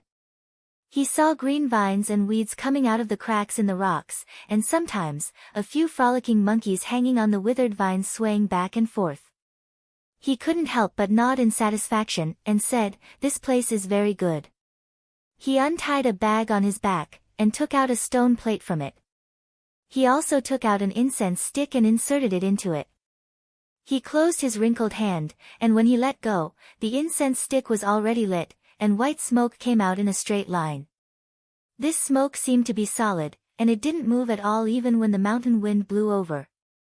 Ever since Zhang Yan arrived among these people, he had been paying attention to this person. Previously, he heard Bao Dingheng call this person Elder Shi, and seeing that he was using a magic tool when flying, he knew that this person was only at clear qi cultivation, and his aura was obscure and impure. It was obvious that he was not from a profound sect, but this person didn't seem weak in front of everyone at all. What was even more strange was that because this old man's cultivation couldn't compare to a profound light realm cultivator, he had to stop and adjust his meridians on the way. Not only did the others not object to this, they even intentionally or unintentionally protected him in the middle, as if he was an extremely important person to him. Although Bao Dingheng was the one leading the way, whenever the old man made a move, Bao Dingheng would look at him inquisitively. At this moment, when Zhang Yan saw his actions, he was already certain that this old man definitely possessed a secret technique that could locate the whereabouts of the single Qi Ganoderma. It was no wonder that Bao Dingheng looked so confident earlier and didn't care even if there were 2 more people. It must be because of this old man. Mr. Shi narrowed his eyes as he looked at the wisp of white smoke. From time to time, he would move the stone plate beneath him. Every once in a while, he would look up at the sky. They waited for 2 hours, but no one revealed an anxious or impatient expression. Fang He even stared at the white smoke without blinking. His fingers kept tapping the back of his hand, and there was a faint look of anticipation on his face. Ku Xiujuan didn't understand, but she was a latecomer in this group and a junior. If Bao Dingheng didn't say, she couldn't ask. However, she could vaguely guess the purpose of this old man, so she also stared without blinking. After another 2 hours, a bright light suddenly flashed through Shi Xiangong's murky eyes. The white smoke changed slightly and floated south as if it was being pulled by someone. Fang He was the most excited and hurried over to say, "Mr. Shi, should we?" Mr. Shi looked at him indifferently and said in a deep voice, "No rush, wait a bit longer." Fang He hurriedly said, "Yes, yes, yes." Another hour later, the white smoke seemed to be pulled by someone and floated to the west. Mr. Shi's expression changed and he said excitedly, "Found it." Such a large amount of wood's spiritual qi, there are probably no less than 15 of this medicinal Ganoderma. Hearing this, the expressions of everyone present became excited. Bao Dingheng was the calmest among them. He came up to the old man and cupped his hands, asking for guidance. "May I ask Mr. Shi, what should we do next?" Mr. Shi stroked the sparse white beard on his chin and thought for a while. He looked at the white smoke and said, "Wait a bit longer." Everyone looked at each other. Fang He was even more anxious to say something, but Mr. Shi glanced at him and said leisurely, "The medicinal Ganoderma hides in the presence of yang and shrinks in the presence of yin. It hides in the roots day after day. Only at the intersection of yin and yang will it break out of the ground to absorb spiritual qi. It can't return for a while, so capturing it now is the safest. Otherwise, it's not that I'm looking down on you, but I'm afraid you won't even be able to capture one." Bao Dingheng nodded and said, "We'll listen to Mr. Shi's arrangement." When Zhang Yan heard this, he secretly remembered it in his heart. He wanted to see how confident this old man would be if he followed the old man's method. He then looked at the stone plate and the curving white smoke on it, thinking to himself, "I wonder if this thing will be useful against the Ganoderma ancestor. If there's a chance, I'll have to knock on it from the side." At this time, it was still early for Yin. When they heard Bao Dingheng's words, everyone present split up and found a place to take shelter from the wind and rain to meditate. When it was around the time of Yang, Mr. Shi suddenly saw the white smoke tremble, and his expression changed. He lifted the stone plate and said, "Daoist Bao, quickly come with this old man." Bao Dingheng was startled and hurriedly released the escaping light. The others were also alarmed, and without waiting for orders, they all soared into the sky. Mr. Shi took up his artifact and was about to fly into the sky when he saw several escaping lights falling into the forest in front of him. He couldn't help but tense up. "Fang," he cried out involuntarily, "not good, someone beat us to it." He turned his head and asked sternly, "Mr. Shi, didn't you say that apart from you, no one else knows how to search for the medicinal Ganoderma?" Mr. Shi's expression was as dark as water, and he only snorted. Bao Dingheng, on the other hand, did not panic. He waved his sleeve and said, "Junior Marshal Brother Fang, what nonsense are you spouting? Mr. Shi's ability is unique in this world. Although this Nine Heads Peak is vast, I'm sure there are many cultivators who have come here to search. It's probably just a coincidence." "Fang," he said in a strange tone, "that's right, this Nine Heads Peak is so vast, and we've never seen a single person before, so why did we run into one?" When Bao Dingheng heard this, he also frowned. Mr. Shi stood there expressionlessly and did not say anything to defend himself. Zhang Yan looked ahead a few times, but he said with a smile, "I thought it was a coincidence that those people came here. Everyone, please take a look." He pointed ahead and said, "Those escaping lights are moving up and down erratically without a clue. They're just randomly running around. If they really found the hiding place of the medicinal Ganoderma, they wouldn't even have the time to cover their tracks, so why would they make such a big fuss?" Bao Dingheng's eyes lit up. He turned his head to look at Zhang Yan and said in agreement, "Fellow Daoist Li is right." When everyone heard this, they also felt that Zhang Yan's words made sense. They all nodded in agreement, and their suspenseful thoughts were slightly put at ease. Mr. Shi also looked over and nodded slightly at him. "Fang," he snorted and said, "since that's the case, we need to quickly chase this group of people away to avoid alerting the medicinal Ganoderma." Bao Dingheng glanced over and sneered, "There's no need for us to look for it. They're already here." As expected, a ray of escaping light came over from the sky and stopped in front of this group of people, revealing a cultivator with a short beard and wide shoulders. When this person opened his mouth, he spoke in a loud voice that startled the birds. He said, "I was wondering who it was. So it's Senior Marshal Brother Bao and Junior Marshal Brother Fang. Unfortunately, a few of our fellow Taoists and I arrived here first, and we've already circled this place. You guys should go somewhere else." Before Bao Dingheng could speak, Fang He had already jumped out and pointed at this person, scolding, "Lan Yuchen, so you're an abandoned disciple. Humph, we've already arrived here a long time ago. If anyone wants to leave, it should be you guys." Lan Yuchen laughed and said, "Fang He, why are you in such a hurry? Could it be that you've already found out that there's a medicinal Ganoderma here?" When he heard this, Fang He's voice could not help but become sluggish. Lan Yuchen was originally just joking. After all, this medicinal Ganoderma was extremely difficult to find, so one could only rely on luck. However, when he saw Fang He's expression, he could not help but feel suspicious. He thought to himself, could it be that there's really a medicinal Ganoderma here? Then, he was secretly ashamed and thought to himself, who cares about it so much? In short, we'll just chase them away. He chuckled and said, "Senior Brother Bao, if you insist on occupying this place, then come and fight with us first. I, Lan Yuchen, will be waiting for you up ahead. Come if you have the guts."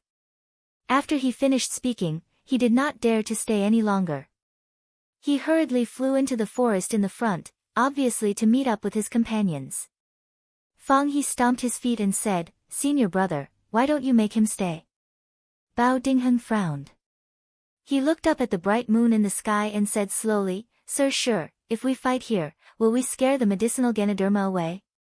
Sir Shi pondered for a moment, then sighed and said, Daoist Bao, the only thing we can do now is to try and fight. I can see that these people have no idea how to find the medicinal Ganoderma. They're just going around randomly based on hearsay. If the medicinal Ganoderma is really disturbed and hibernates underground, I'm afraid it won't come out even after 10 days or half a month. When Bao Dingheng heard this, he made a decision in his heart. A cold light flashed in his eyes as he said, "It seems that the only way to solve this problem is to get rid of all these people. That Lan Yuchen was originally an abandoned disciple of my sect. Today, I, Bao Dingheng, will clean up the sect.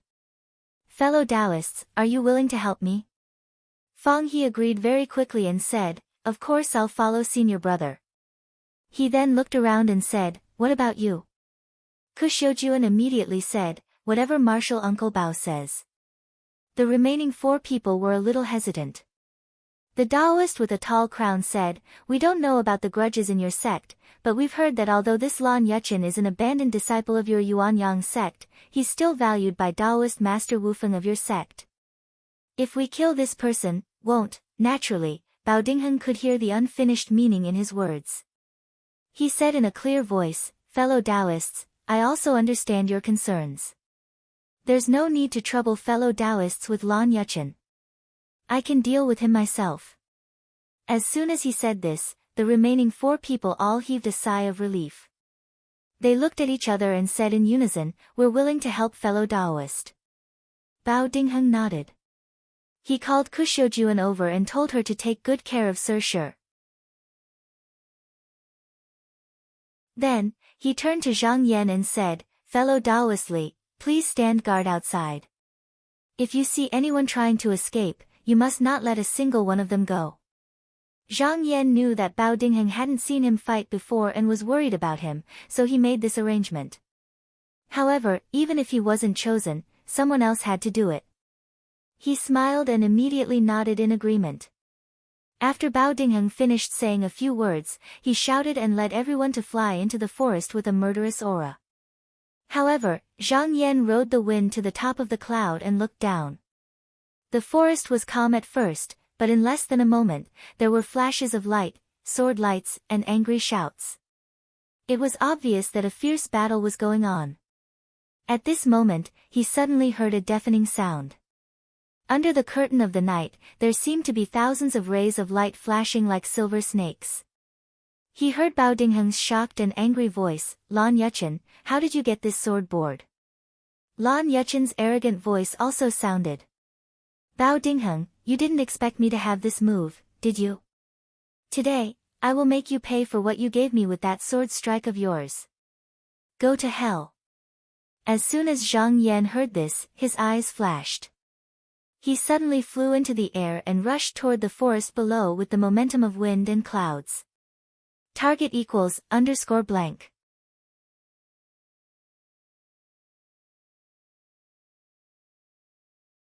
Chapter 229.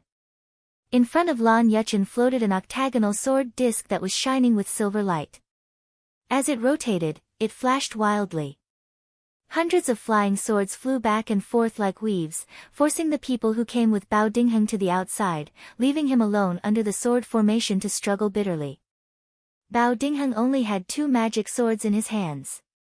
Although he was proficient in swordsmanship and could barely resist the flying sword light, he also knew that once Lan Yuchen's sword formation was launched, it was only a matter of time before he was defeated and killed if he didn't have the corresponding means to restrain and resist it. He could not help but hate his protective martial uncle, who had expelled Lan Yuchen from the sect, but still allowed him to carry this magic tool. It was obvious that he was deliberately conniving. If he still had a chance to escape, he would definitely go back and complain to his master in the future. Every disciple of the Yuanyang sect had a sword plate with them, which could condense gold energy into a sword formation. When the disciples of the sect had a sword plate in hand, there was a huge difference in strength. But once they were expelled from the sect, this magic tool would be confiscated. This was also the reason why Bao Dingheng was confident that he could defeat Lan Yuchen. However, the other party had unexpectedly taken out the sword board and was 1 step ahead of him. As a result, Bao Dingheng was caught off guard. Other than desperately defending himself, he didn't even have the time to use his sword board. The grudge between Lan Yuchen and Bao Dingheng had been going on for a long time, and it was no longer clear who was in the right and who was in the wrong. Since he had this opportunity to take revenge today, how could he miss it? Seeing that Bao Dingheng was already sweating profusely and no longer had the demeanor of a disciple of the Yuan Yang sect, Bao Dingheng shouted and activated a magic art. The flying swords condensed from gold energy suddenly sped up, converged into a waterfall-like sword stream, and slashed down one after another. The two magic swords below had withstood no less than 100 sword lights in an instant. Even though they were of high quality, they were still unable to withstand the attacks. Although they were of high quality, they could not hold on any longer. After 2 wails, they broke one after another. When people like Bao Dingheng and Lan Yuchen, who knew each other very well, fought, once one party fell into a disadvantageous position, the other party would never give the other party a chance to turn the tables. Therefore, under Lan Yuchen's constant pressure, Bao Dingheng already knew his ending. The reason why he could hold on until now. He just refused to give up and die. At this moment, when he saw the 2 magic swords that he carried with him being destroyed, he realized that it was futile to continue struggling. He let out a bitter laugh and closed his eyes to await death. Lan Yuchen saw that his old enemy was about to die under his sword. He could not help but let out an extremely presumptuous laugh. However, at this moment, a figure suddenly barged into the sword array. This person's aura was turbulent, and wherever he passed by, the dense leaves and branches in the forest scattered as if they had been attacked by a storm. Then, he stood in front of Bao Dingheng. Lan Yuchen was startled at first, then he sneered coldly, "You're courting death." A ferocious look appeared on his face. He activated his magic power. The sword disc spun faster and faster. In an instant, hundreds of flying swords formed from gold chi rained down like locusts. More than half of them collided with this person's body, and a series of concentrated sounds of metal colliding rang out. Under this curtain of night, he could actually see the sparks that shot out when the flying swords collided with that person's body. However, what shocked Lan Yuchen was that not only did this person not die under such violent flying sword chi, he even pushed his hand against the rain of swords, slapping away the flying swords that had yet to reach him. Then, he let out a loud shout and leaped forward. It was as if a sudden clap of thunder had occurred on the flat ground. Suddenly, a strong gust of wind blew, and a wave of air pressed down. He actually took a step forward and arrived in front of Lan Yuchen, throwing a punch at him. Lan Yuchen was greatly shocked. In such a hurry, he could not care about anything else. He clasped his hands together, and the 2 magic swords that were suspended in midair let out a buzzing and trembling sound. The swords turned and slashed at the person in front of him. Lan Yuchen had hoped to be able to stop this person.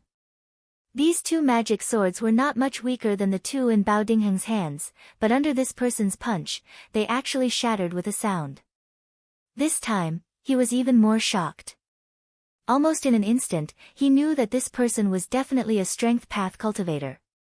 At this moment, his only thought was to get away from this person. How could he care about anything else? With a wave of his sleeve, he threw out a copper basin-shaped magic tool to block in front of him.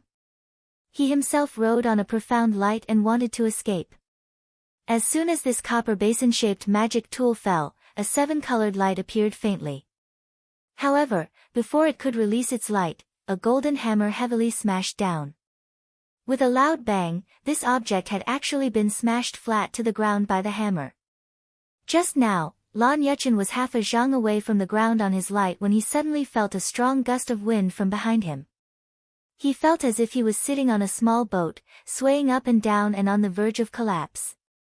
He did not need to turn his head to know that it was that person who had caught up. He panicked. Once a strength path cultivator was about a zhang away from the ground, every move they made would be followed by wind and clouds. If he was held back for a moment and waited for Bao Dingheng, who was not far away, to catch his breath, would he still be alive then? Thinking of this, he steeled his heart and summoned the sword plate to block behind him. He only heard a loud bang behind him, and the sword plate was smashed to one side. However, taking this opportunity, Lan Yuchen dashed forward as fast as lightning. As if he had escaped from a swamp, his body suddenly felt light. He let out a shrill cry and flew out.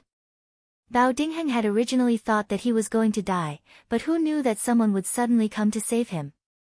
With this small opening, he did not have time to rejoice. With a shout, he took out the sword plate. Seeing that Lan Yuchen had leaped to escape, he did not have time to set up a sword formation. With a point of his finger, he sent a sword flying. Bao Dingheng hurriedly opened his mouth and spat out a white breath to stop the sword ray that was slashing toward him. He turned around and turned into a ray of light, wanting to escape. At this moment, Zhang Yan saw an opening. How could he give him this chance? With a loud shout, he threw the golden hammer in his hand, which turned into a ray of golden light and flew out. Lan Yuchen was flying in the air, but he could not dodge in time. The hammer smashed into the side of his chest, and he immediately spat out a mouthful of blood. With a scream, he flew out horizontally. Bao Dingheng was also swift. He did not give Lan Yuchen any chance to turn the tables. He formed a hand seal, and the sword ray in the air arrived. It circled around Lan Yuchen's neck once and cut off his head. A headless corpse fell from midair. Bao Dingheng's expression did not change. With a point of his finger, a sword ray descended and ruthlessly scattered the primordial spirit. Both sides of the battle had witnessed Lan Yuchen's death. The cultivations of those who came with Lan Yuchen were far inferior to him, so when they saw him die, they didn't have the will to continue fighting, and all of them fled in all directions. However, they hadn't flown far before they were obstructed by streaks of light that appeared out of nowhere. In their helplessness, they could only raise their spirits and continue fighting. Bao Dingheng looked around. At first, there were 5 people by Lan Yuchen's side, but now there were only 3 left. Moreover, they were surrounded and attacked by his side. He knew that there was no need for him to fight anymore. He raised his hand and put the sword and sword plate back into his sleeve. Then, he cupped his fist toward Zhang Yan and solemnly said, "Thanks to fellow Taoist Li's help, I's life was saved." Zhang Yan smiled and cupped his hands in return. "You're too courteous, Taoist Bao. We're just helping each other." Bao Dingheng nodded and solemnly said, "Fellow Taoist Li, if we can successfully catch that medicinal mushroom this time, I can make the decision to give you the best quality one." Zhang Yan laughed and said, "That's good. I'm ashamed to accept it." Although he had come for the Ganoderma ancestor, this time, if a good medicinal mushroom was offered to him, he naturally wouldn't refuse. Bao Dingheng was stunned. He didn't expect this Li Yuanba to be so blunt. He felt a little awkward, but he could only squeeze out a smile and nod at him. While they were talking, the last person on Lan Yuchen's side was also cut down by a sword. Fang He descended from the cloud and came up to Bao Dingheng. He said in a low voice, "Senior Marshal Brother, forgive me for my incompetence, but one person managed to escape."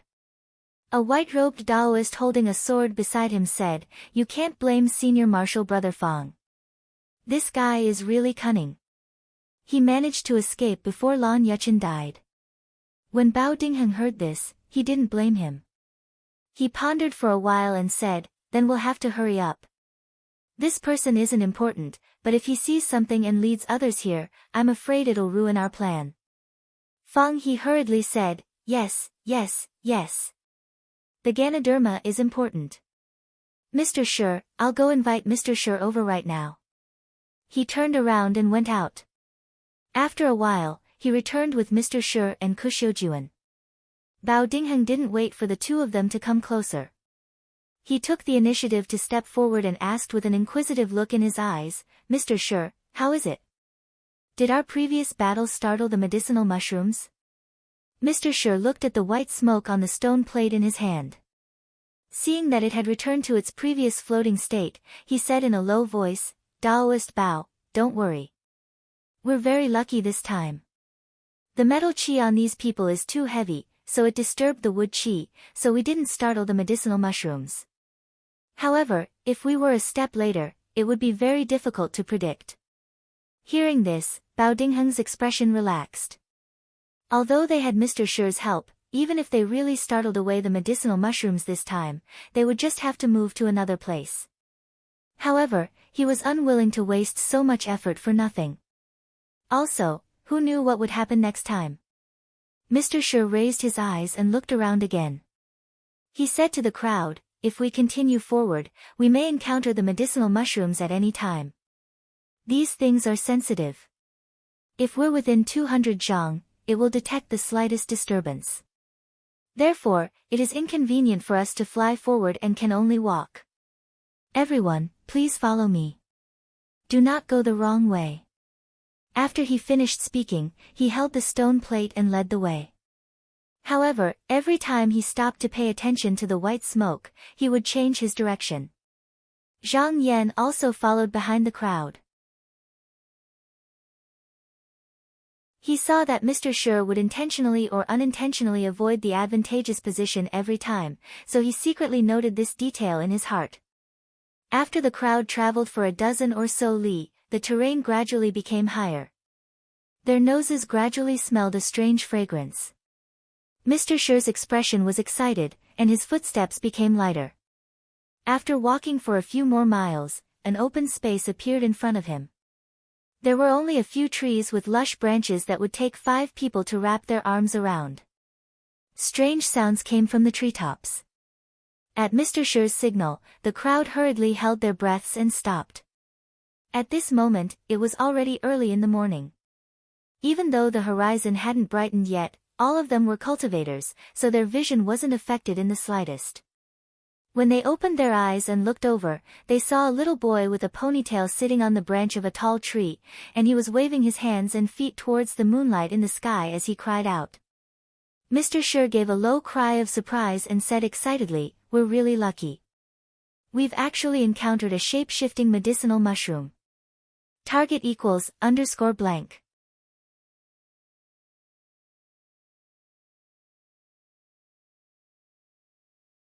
Chapter 230. Shape-shifting Ganoderma, rare even in 1,000 years. Light shone in Mr. Shi's murky eyes. He sighed and said, "My Shi clan has passed down the art of searching for Ganoderma for generations, but I've only seen records of shape-shifting Ganoderma in books and records. I've never seen the real thing. Just now, I've opened my eyes. It seems that only this isolated place with dense spiritual qi can give birth to such a spiritual thing." He looked at the boy a few more times, a look of pity in his eyes. Once the Ganoderma transformed, it could walk around freely and go to high places to absorb the essence of the sun and moon.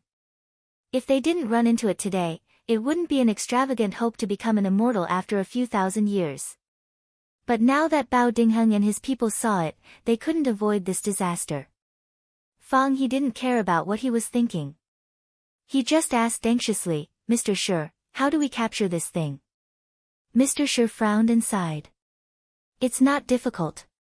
We just need one person to cut off the roots of the tree, then block it with metal qi to prevent it from burrowing into the ground. Then, we can send someone up to capture it.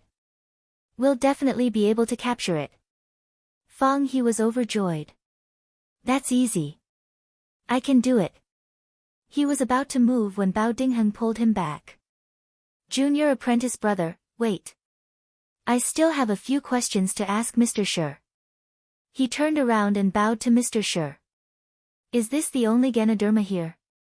Mr. Shi thought for a while and said with certainty, "It was. With this shape-shifting Ganoderma here, all the essence of spiritual qi will be gathered here. It's kind. How can it survive?" When Fang He heard this, his expression changed. He secretly glanced at both sides and saw that the rest of the people had different expressions on their faces after hearing this sentence. Bao Dingheng's expression didn't change. He nodded and said in a low voice, "Then, for the sake of safety, I will be the one to cut down the tree. What do you think?" Among the crowd. Since he had the highest prestige and cultivation, and the Yuanyang sword sect was famous for its swordsmanship, no one had any objections. The Daoist with the tall hat even said, Daoist Bao's swordsmanship is brilliant. We will be at ease if you become famous. Bao Dingheng laughed and said, Dao brother Gao is too kind. It's just that the person who catches the Ganoderma needs to be nimble. Who do you all prefer? Daoist Gao turned around and discussed with the other three in a low voice. Then, he walked over and pointed at Zhang Yan, saying, We've decided. Fellow Daoist Li is a cultivator of the strength path. His movements are faster than ours, so he is the most suitable person to step forward. Bao Dingheng gave Daoist Gao a deep look. He then looked at Zhang Yan and asked, Fellow Daoist Li, do you have any difficulties? Zhang Yan smiled. He said, Since fellow Taoists think highly of me, I won't let you down.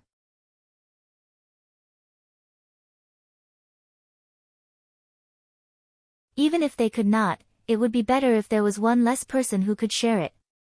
Bao Dingheng also knew the reason behind this, but he still hesitated.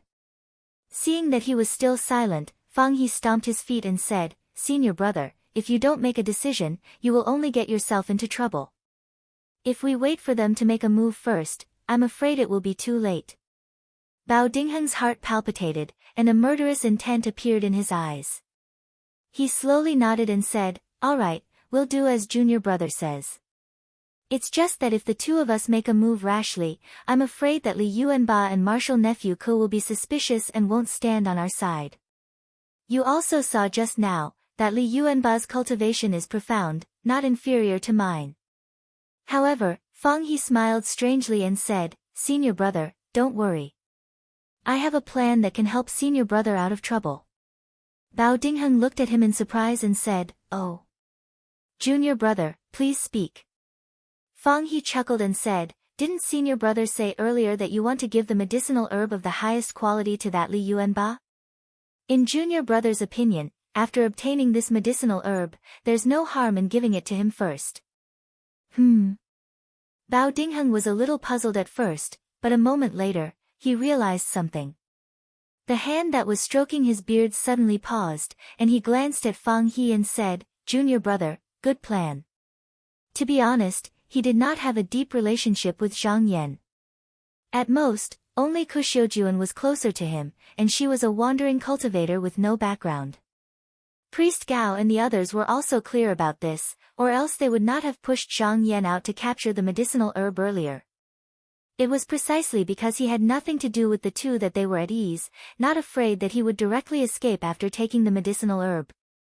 Therefore, if the medicinal herb was given to Zhang Yan, as long as Priest Gao and the others had a suitable opportunity, they would most likely make a move to snatch it. It was as if Fang He had thrown out a bait to trigger the two sides to fight. Then, they would be able to sit back and reap the benefits. However, at this moment, Bao Dingheng felt vigilant for no reason. He had never imagined that this seemingly innocent and shallow junior brother could actually come up with such an idea. However, his expression did not change as he said, This matter needs to be carefully planned. Fang He proudly said, Don't worry, Shixiang. I've already thought it through. He moved closer and whispered something in Bao Dingheng's ear. After Bao Dingheng heard this, he shook his head and said, Gao Yingtu and the other three aren't easy to fool. How could he be fooled so easily? Fang He laughed sinisterly and said, Senior martial brother, haven't you heard of the phrase, blinded by greed? With such a good thing in front of him. We have given them such a good opportunity, how could they not seize it? As long as one of them is interested, they will have no choice but to act. Bao Dingheng thought about it. He said in a deep voice, All right, let's do it that way. Leave quickly. I'm going to make a move as well, lest they suspect anything. Fang He responded and flashed away.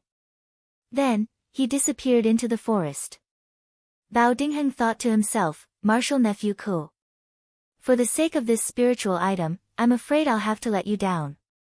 Although he and Kuxiujuan's mother had once been of the same sect. But in front of this precious Ganoderma, what was it? Besides, as long as he did it cleanly, who would know that he was the one who did it? As he thought of this, he made up his mind. He slowly raised his gaze and focused on the green pine on which the Ganoderma boy was sitting. With a thought, a beam of white tiger pure fiend profound light flew out from his head and turned into a sword rainbow.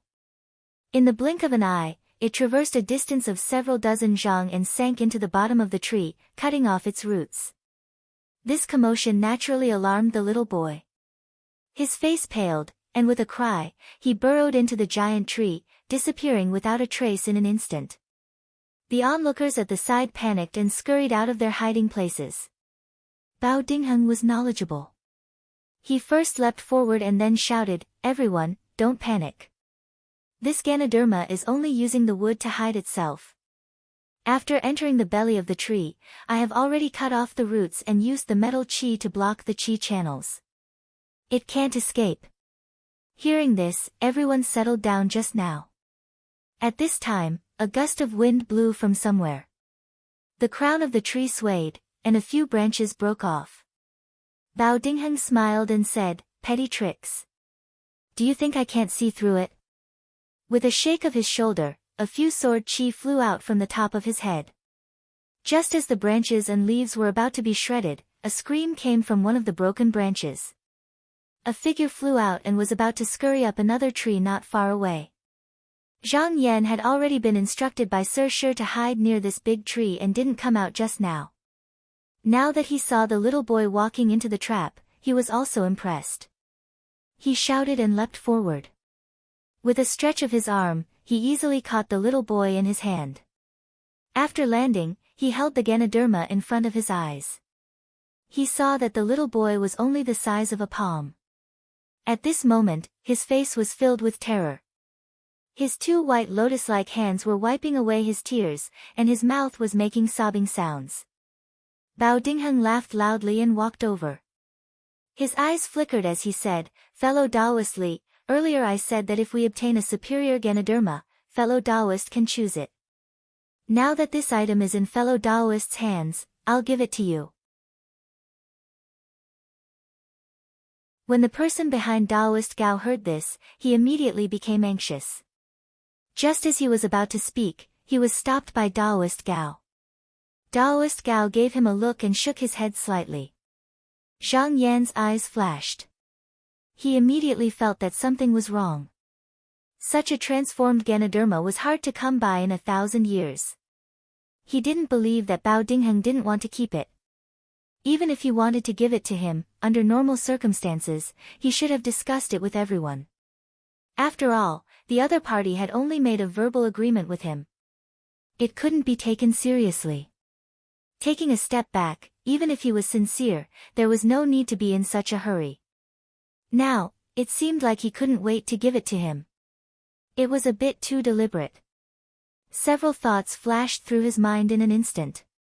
He glanced at Taoist Gao and the others without batting an eyelid. He immediately guessed most of their intentions.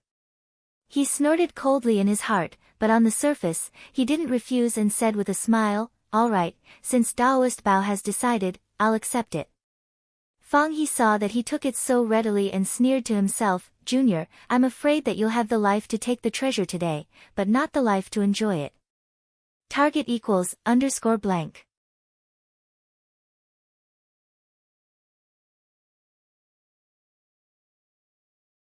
Chapter 231. Retreat. In order to advance. If he had not met Bao Dingheng and his group, Zhang Yan's original plan would have been to head to the 5 peaks of Mount Qingsuan or secretly follow the disciples of the Xianmen clans to see if they could find any clues about the Zoisha ancestor. However, after he was invited by Kushoujuan to travel with Bao Dingheng and his group, he accidentally discovered that Shi Gong had the ability to search for medicinal Zoishas. Thus, he decided to borrow this person's power to search for the Zoisha ancestor. However, how to make this person work for him was a choice worth considering. Originally, he did not have any conflict of interest with Bao Dingheng and his group, and was prepared to part ways on good terms. Thus, he wanted to befriend this Shi Gong first and then trade a few rare treasures to make the other party willingly search for the Zoisha ancestor for him. However, Bao Dingheng had actually set his sights on him. As the saying went, the evils he brought upon himself were the hardest to bear. It was no wonder that he was so ruthless. However, since he had seen through these people's tricks, how could he let them lead him by the nose? With a quick thought, he came up with a plan to retreat in order to advance, forcing Bao Dingheng and his group to make a move without hesitation. Zhang Yan sneered in his heart. He cupped his fists and deliberately said in a loud voice, "Thank you, Taoist Bao and fellow Taoists. Since I've obtained the medicinal zoysia, it's time for me to take my leave." As soon as these words were spoken, everyone was stunned. Fang He had originally thought that Zhang Yan had fallen into the trap when he saw that he had obtained the transforming medicinal zoysia. According to his original plan, he and Bao Dingheng would find an opportunity to separate from Zhang Yan for a period of time. Then, Taoist Gao and his group would definitely not be able to resist and snatch the medicinal zoysia. Even if they knew that it was a bait, they would still eat it because the temptation was too great. At that time, he and Bao Dingheng could attack again and become the final winner. But how could he have expected that Zhang Yan would suddenly suggest leaving? He could not help but feel anxious and shouted, "Li Yuanba, where are you going?" Zhang Yan pretended to be surprised and said with a smile, "I came to Mount Qingsuan to search for the medicinal zoysia. Since I've obtained it, this trip has been completed, so why shouldn't I leave? As for where I'm going, that's my private matter. Fellow Taoist Li doesn't need to know." Fang He was even more anxious. If Zhang Yan really left, wouldn't all his previous plans be for naught? So he snapped, "What are you talking about? We worked together to help you obtain this medicinal herb, yet you didn't even put in the slightest bit of strength, so how can you just leave like that?" Zhang Yan laughed and said, "What are you talking about, brother Fang? We're just traveling together for the time being. There's no need to talk about working together to help me. It's just that I saved Taoist Bao's life, and he's willing to return the favor with this item. Now, we're even." This, Fang He couldn't help but be speechless. However, he was also a bit scheming after all. In a moment of desperation, he managed to think of a suitable reason and shouted, "Li Yuanba, if you leave, how do we know that you won't leak the news that Mr. Shi is here?" As soon as these words came out, everyone seemed to have been reminded, and their expressions changed slightly. Taoist Gao almost immediately stood up and said in a deep voice, "That's right, Mr. Shi's matter is of great importance. Fellow Taoist Li should come with us." Zhang Yan glanced at him, smiled faintly, and said, "Everyone can rest assured. I can swear that I won't leak this matter to anyone else." As soon as these words came out, it once again shut everyone up.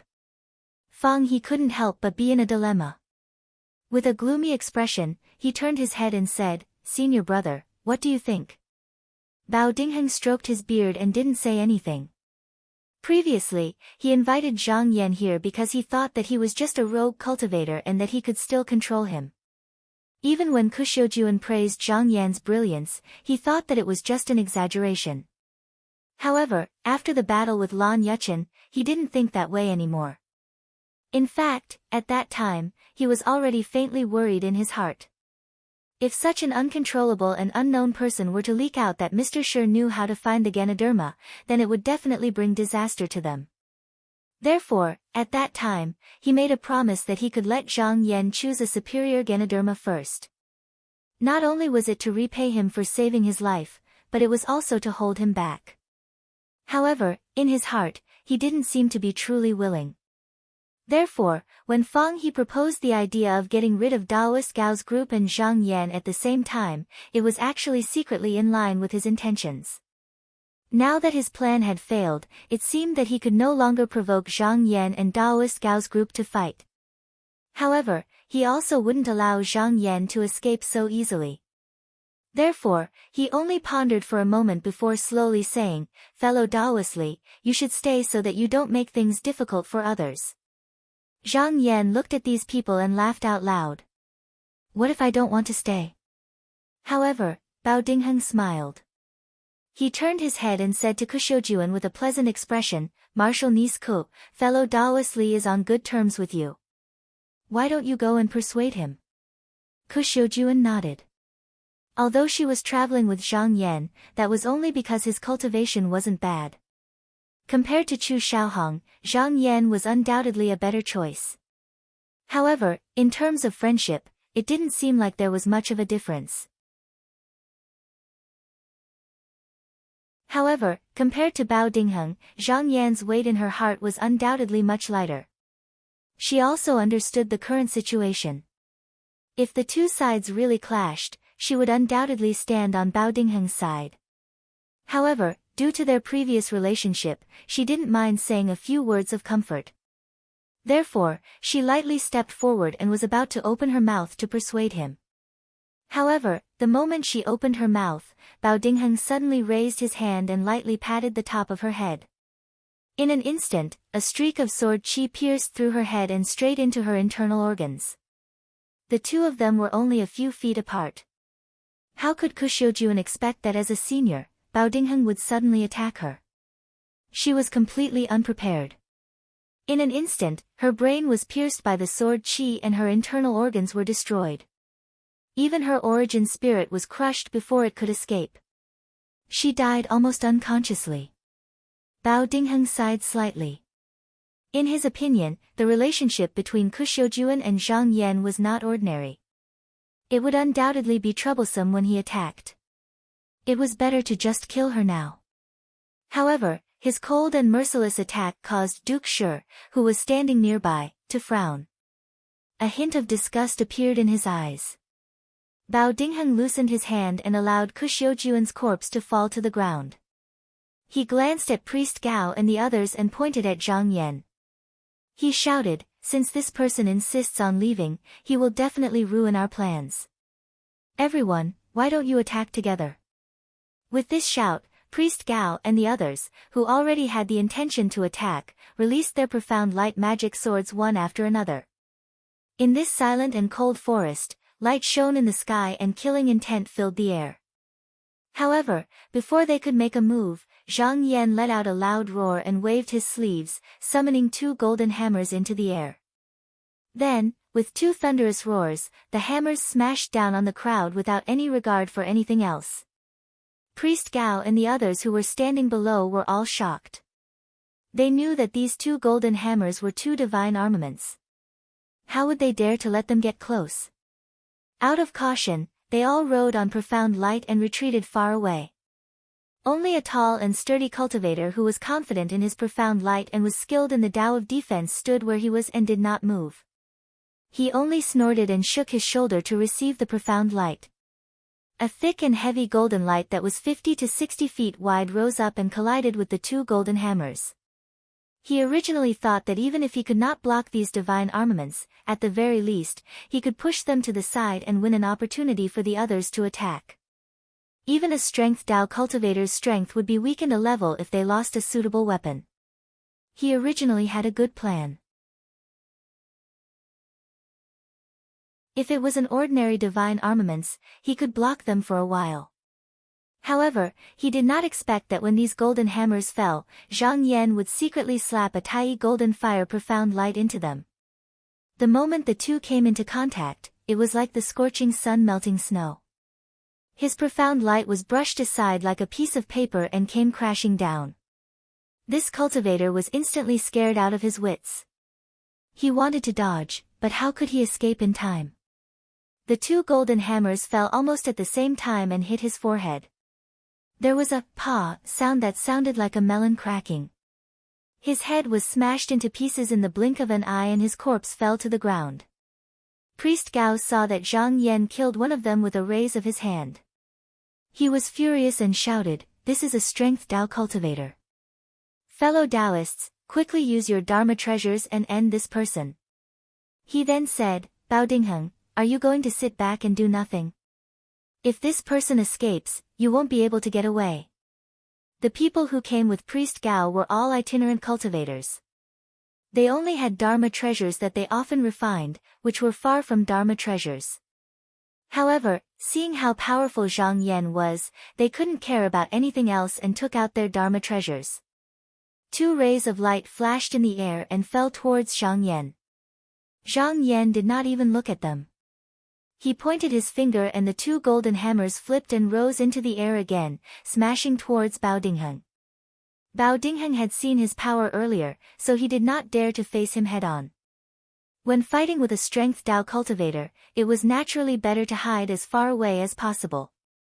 Furthermore, he did not want to be dragged into the battle by Zhang Yan at this moment. It would be best if he fought with Priest Gao until both sides were injured. Therefore, he did not make a move and only used his profound light to wrap himself up before turning into light and leaving. With his escape, how could Fang He dare to face Zhang Yan alone? He also used his flying light to follow his senior martial brother onto the clouds. At this moment, the two Dharma treasures landed on Zhang Yan's body. There was a clanging sound, but he only swayed a little. He was actually unharmed. Then, he took a step forward, and in an instant, the wind and clouds moved. There was a whoosh, and a fallen leaf was swept up like a dustpan. It covered the line of sight of the people in the sky for a moment. They could only faintly see a figure flash, and when they looked again, they saw that he had actually moved to Mr. Shi's side. Their expressions changed involuntarily. Mr. Shi was also startled and opened his mouth to say something. However, Zhang Yan smiled and said, "Mr. Shi, sorry for the offense." With a flip of his hand, he slapped out a human pouch and covered Mr. Shi. Then, with a shake of his sleeve, he put the pouch away and turned to face the crowd. Bao Dingheng was shocked and angry at the same time.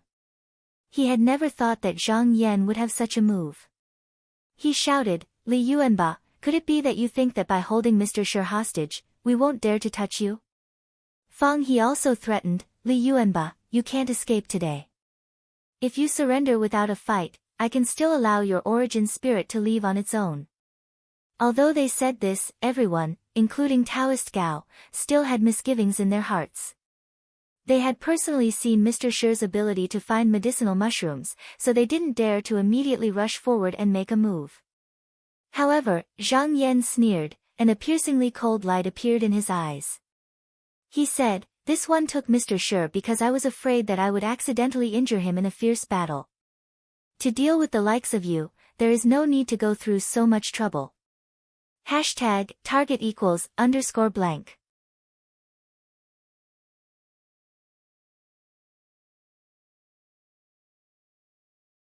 Chapter 232. Priest Gao stood on the mysterious light, but his face was gloomy. He pointed behind him and said to Bao Dingheng, "Fellow Taoist Bao, if you don't make a move, these two fellow Taoists and I can just leave. I'd like to see how you deal with this." Bao Dingheng's heart trembled. He indeed wanted Priest Gao and Zhang Yan to fight first, but from the looks of it, this Li Yuanba's strength seemed to be even stronger than before. Priest Gao and the other two probably couldn't deal with him. Bao Dingheng secretly frowned, wondering where this person came from. He was so powerful, but why hadn't he heard of him before?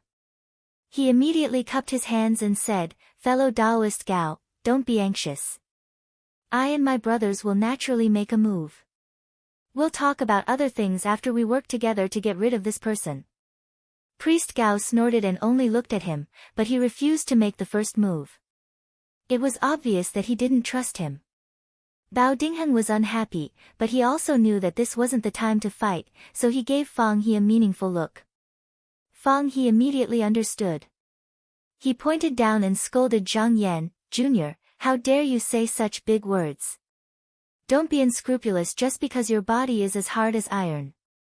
Try to take this sword of mine."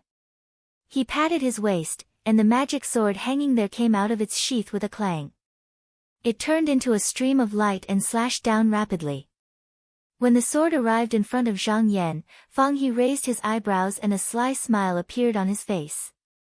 He secretly made a hand seal. The magic sword shook and emitted a green light. Suddenly, it scattered and turned into two thin green rays that shot toward Zhang Yan's eyes. Fang He thought that this move was ingenious, and it was launched at an extremely close distance, so it could always catch Zhang Yan off guard. He also knew that even if a strength path cultivator was blinded, as long as the sword didn't pierce through the brain, the other party only needed to circulate their Xian technique, and they would recover in no time. However, in a battle between cultivators, it was all about that sliver of opportunity. As long as Zhang Yan revealed a slight opening, the two of them would have their own methods of slaying demons and devils. They would naturally have a brilliant move to deal with him. Bao Dingheng saw that Fang He's sword move was vicious. However, he had never seen it before, so he couldn't help but be vigilant. At the same time, he stared at the two sword rays and gripped the sword tightly in his hand, hoping to succeed in one strike so that he could use his killing move. Zhang Yan tilted his head slightly and was about to dodge, but he found that the two green lights seemed to have a mind of their own. Following the movement of his head, it was also deflected, still heading towards his eyes. At this moment, he could clearly see that the two green lights were actually two flying shuttles that were as thin as a cicada's wings and about 2 fingers wide. That was why they could change and turn freely in the slightest. He did not know what method Fang He used to conceal their true appearance, causing people to think that they were just flying swords from the outside. If an ordinary strength path cultivator was here, he would have suffered a loss immediately. However, Zhang Yan sneered disdainfully. With a cold cry, he shot out a beam of primordial unity mystic light from his mouth. It ground the spiritual chi on the two green shuttles, and in the blink of an eye, it turned them into two ordinary objects. With another flash, they turned into ash and scattered. In the air, the people only saw a beam of golden light fly out. In a flash, the two green lights disappeared. Just as they were feeling surprised, Fang He felt a pain in his chest and a salty taste welled up in his throat. To avoid embarrassing himself, he quickly swallowed it back, but a little bit still spilled out from the corner of his mouth. He quickly raised his sleeve to wipe it, looking extremely embarrassed. However, he was secretly shocked. He did not know what method Zhang Yan had used. Zhang Yan raised his hand and waved. The two golden hammers flew over from afar and circled around him. He took a step forward and was supported by clouds. He shot up into the sky and headed straight for these people. Seeing that he was coming at them fiercely, they quickly separated. However, they did not fly around randomly. Instead, they each took a position and surrounded him. Daoist Gao stepped on the mystic light and moved several hundred feet away. He first took a look at where Daoist Bao and Fang He were standing and made up his mind. Then, he took out a copper seal from his sleeve, raised his hand, and said, "Quake." The copper seal flipped in the air and faced Zhang Yan. Suddenly, it let out a loud sound. It sounded like the beating of drums and cymbals. A beam of lightning flew out and struck at Zhang Yan at an incredible speed. Zhang Yan saw how fast it was coming, so he raised his twin hammers and met it head-on. Only to hear a ka-la sound, although he managed to disperse the lightning, his body also swayed a little.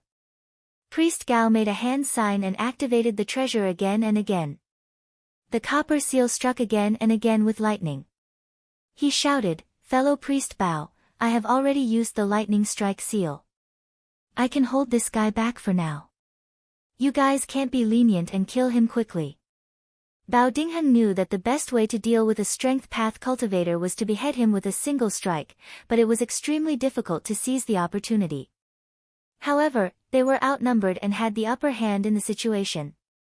They could gather the strength of several people present and slowly wear down Zhang Yan's spirit before attempting to kill him.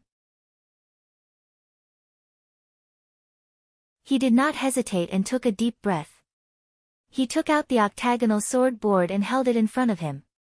Then, he activated the White Tiger Pure Fiend mystic light on his body to the extreme.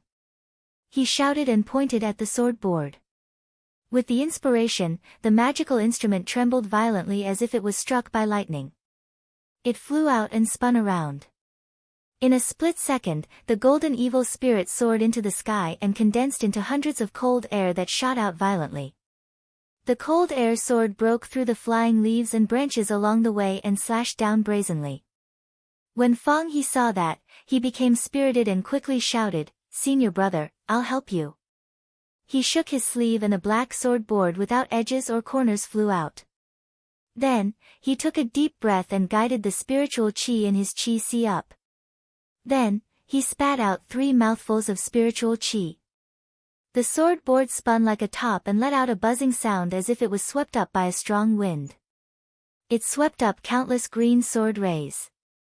He raised his hand and pointed downwards, and a vast amount of sword qi suddenly fell like a drizzle. Although the 2 people standing behind Priest Gao were slightly weaker in cultivation, they had good foresight. They also saw the opportunity. They knew that this was the best time to strike. The white-robed Taoist opened his eyes abruptly and raised his index and middle fingers together. He chanted, and the mysterious light above his head flowed down like mercury and gathered at his fingertips bit by bit. In the end, it turned into a wandering white rainbow. He pointed forward and the white rainbow suddenly turned into a rainbow and flew towards Zhang Yan. The last person was a loose cultivator with disheveled hair. He didn't have any magic treasures or trump cards, and he knew that he was surrounded. He couldn't let this go, so he could only bite the tip of his tongue and spit a mouthful of blood essence onto his crane-shaped magic treasure. The magic treasure suddenly shined brightly and wriggled as if it was about to fly out of his hand. However, after using this technique, his face turned pale. It was obvious that he had used up too much of his profound qi. He didn't have time to think about it anymore. He took a deep breath, loosened his grip, and said, "Go." Then he threw the magic tool down. The 4 of them attacked at the same time without holding back. They knew that under Priest Gao's control, they would not be able to kill Li Yuanba in one go. Under the 4 of them's continuous attacks, they would be able to drag on until Li Yuanba was exhausted. At that time, Li Yuanba would be defeated and killed. Although strength path cultivators could circulate Xian arts to recover from their injuries, it all depended on their own essence qi. If their essence qi was used up too much, once it became weak, they would not be much stronger than qi path cultivators, and could still be killed by ordinary methods. Although their idea was good, when facing Zhang Yan, he could not be judged by common sense. Zhang Yan's eyes flashed with a cold light as he saw the killing moves coming from all 4 directions. With a loud shout, he shook his sleeves and a large yellow hand rushed out from the top of his head. It spread its 5 fingers and suddenly grew to a size of 100 feet. Like a giant hand that could hold up the sky, it blocked the lightning that Taoist Gao had sent out from the lightning evasion seal. Then, with a whistling sound, it blocked back and forth. No matter where the sword lights came from, it blocked them all without missing a single one. The 4 of them were dumbfounded. They did not expect that Li Yuanba would use such a technique. They could not help but be stunned. Priest Bao, on the other hand, felt that he had heard of this technique before. He frowned and secretly exclaimed, "Could this be the Clear Feather Sect's mysterious yellow dragon capturing hand?" The mysterious yellow dragon capturing hand could attack and defend. Even if it was shattered, as long as there was earth essence qi to replenish it, it would never run out. Back then, the 3 disciples under Jinren Tao had relied on this method to block the siege of cultivators several times their number. Therefore, although this method was not well known before, after the battle for the realm of immortals abode in the outer endless sea, this method was known to all the cultivators in the Donghua continent. Bao Dingheng suddenly felt that something was wrong. This Li Yuanba was not only a strength path cultivator, but also a qi path cultivator. He was not at a disadvantage in the face of their encirclement. Such a person would be a true disciple in a large Xianmen sect. If he was in a new sect like the Clear Feather sect, he would be a direct disciple of Tao Zhenhong. Now that he was in Mount Qingsuan under the Taihao school, how could he not have a way to protect himself? But this Li Yuanba did not use any earth-shattering techniques. It was obvious that he still had a backup plan. With this thought, Bao Dingheng secretly made up his mind. He retracted some of his strength and did not rush and attack as fiercely as he did before. As for the others, including Fang He, they were unable to see it for a moment. However, after they paused for a moment, Zhang Yan took the opportunity to activate the mysterious yellow hand. The hand stretched out and grabbed towards the sky. In an instant, it spun in a circle. Seeing that it was coming at them with unparalleled power, the 5 people in the sky did not dare to resist it. they all turned into light and dodged. However, the loose cultivator with disheveled hair had spat out a lot of essence blood. As a result, he was slower than usual when he dodged. With a moment of carelessness, he was hit by the palm wind and involuntarily fell on top of the cloud. How could Zhang Yan miss this opportunity? The mysterious yellow hand swept over and slapped him from the sky until he vomited blood. Then, he reached out and grabbed the person in his hand. This person was scared out of his wits. He was about to beg for mercy, but before he could shout, Zhang Yan had already moved his mind. The 5 fingers of the mysterious yellow hand suddenly closed, and his palm clenched fiercely. There was a sound of squeezing that made people's scalps go numb, and the person was squeezed into a ball of minced meat that could not be restored to its original shape. Target =_blank. You're tuning in to the Blissful Bookshelf YouTube channel. We're so grateful for your support, and don't forget to subscribe to join us on this incredible journey through captivating stories.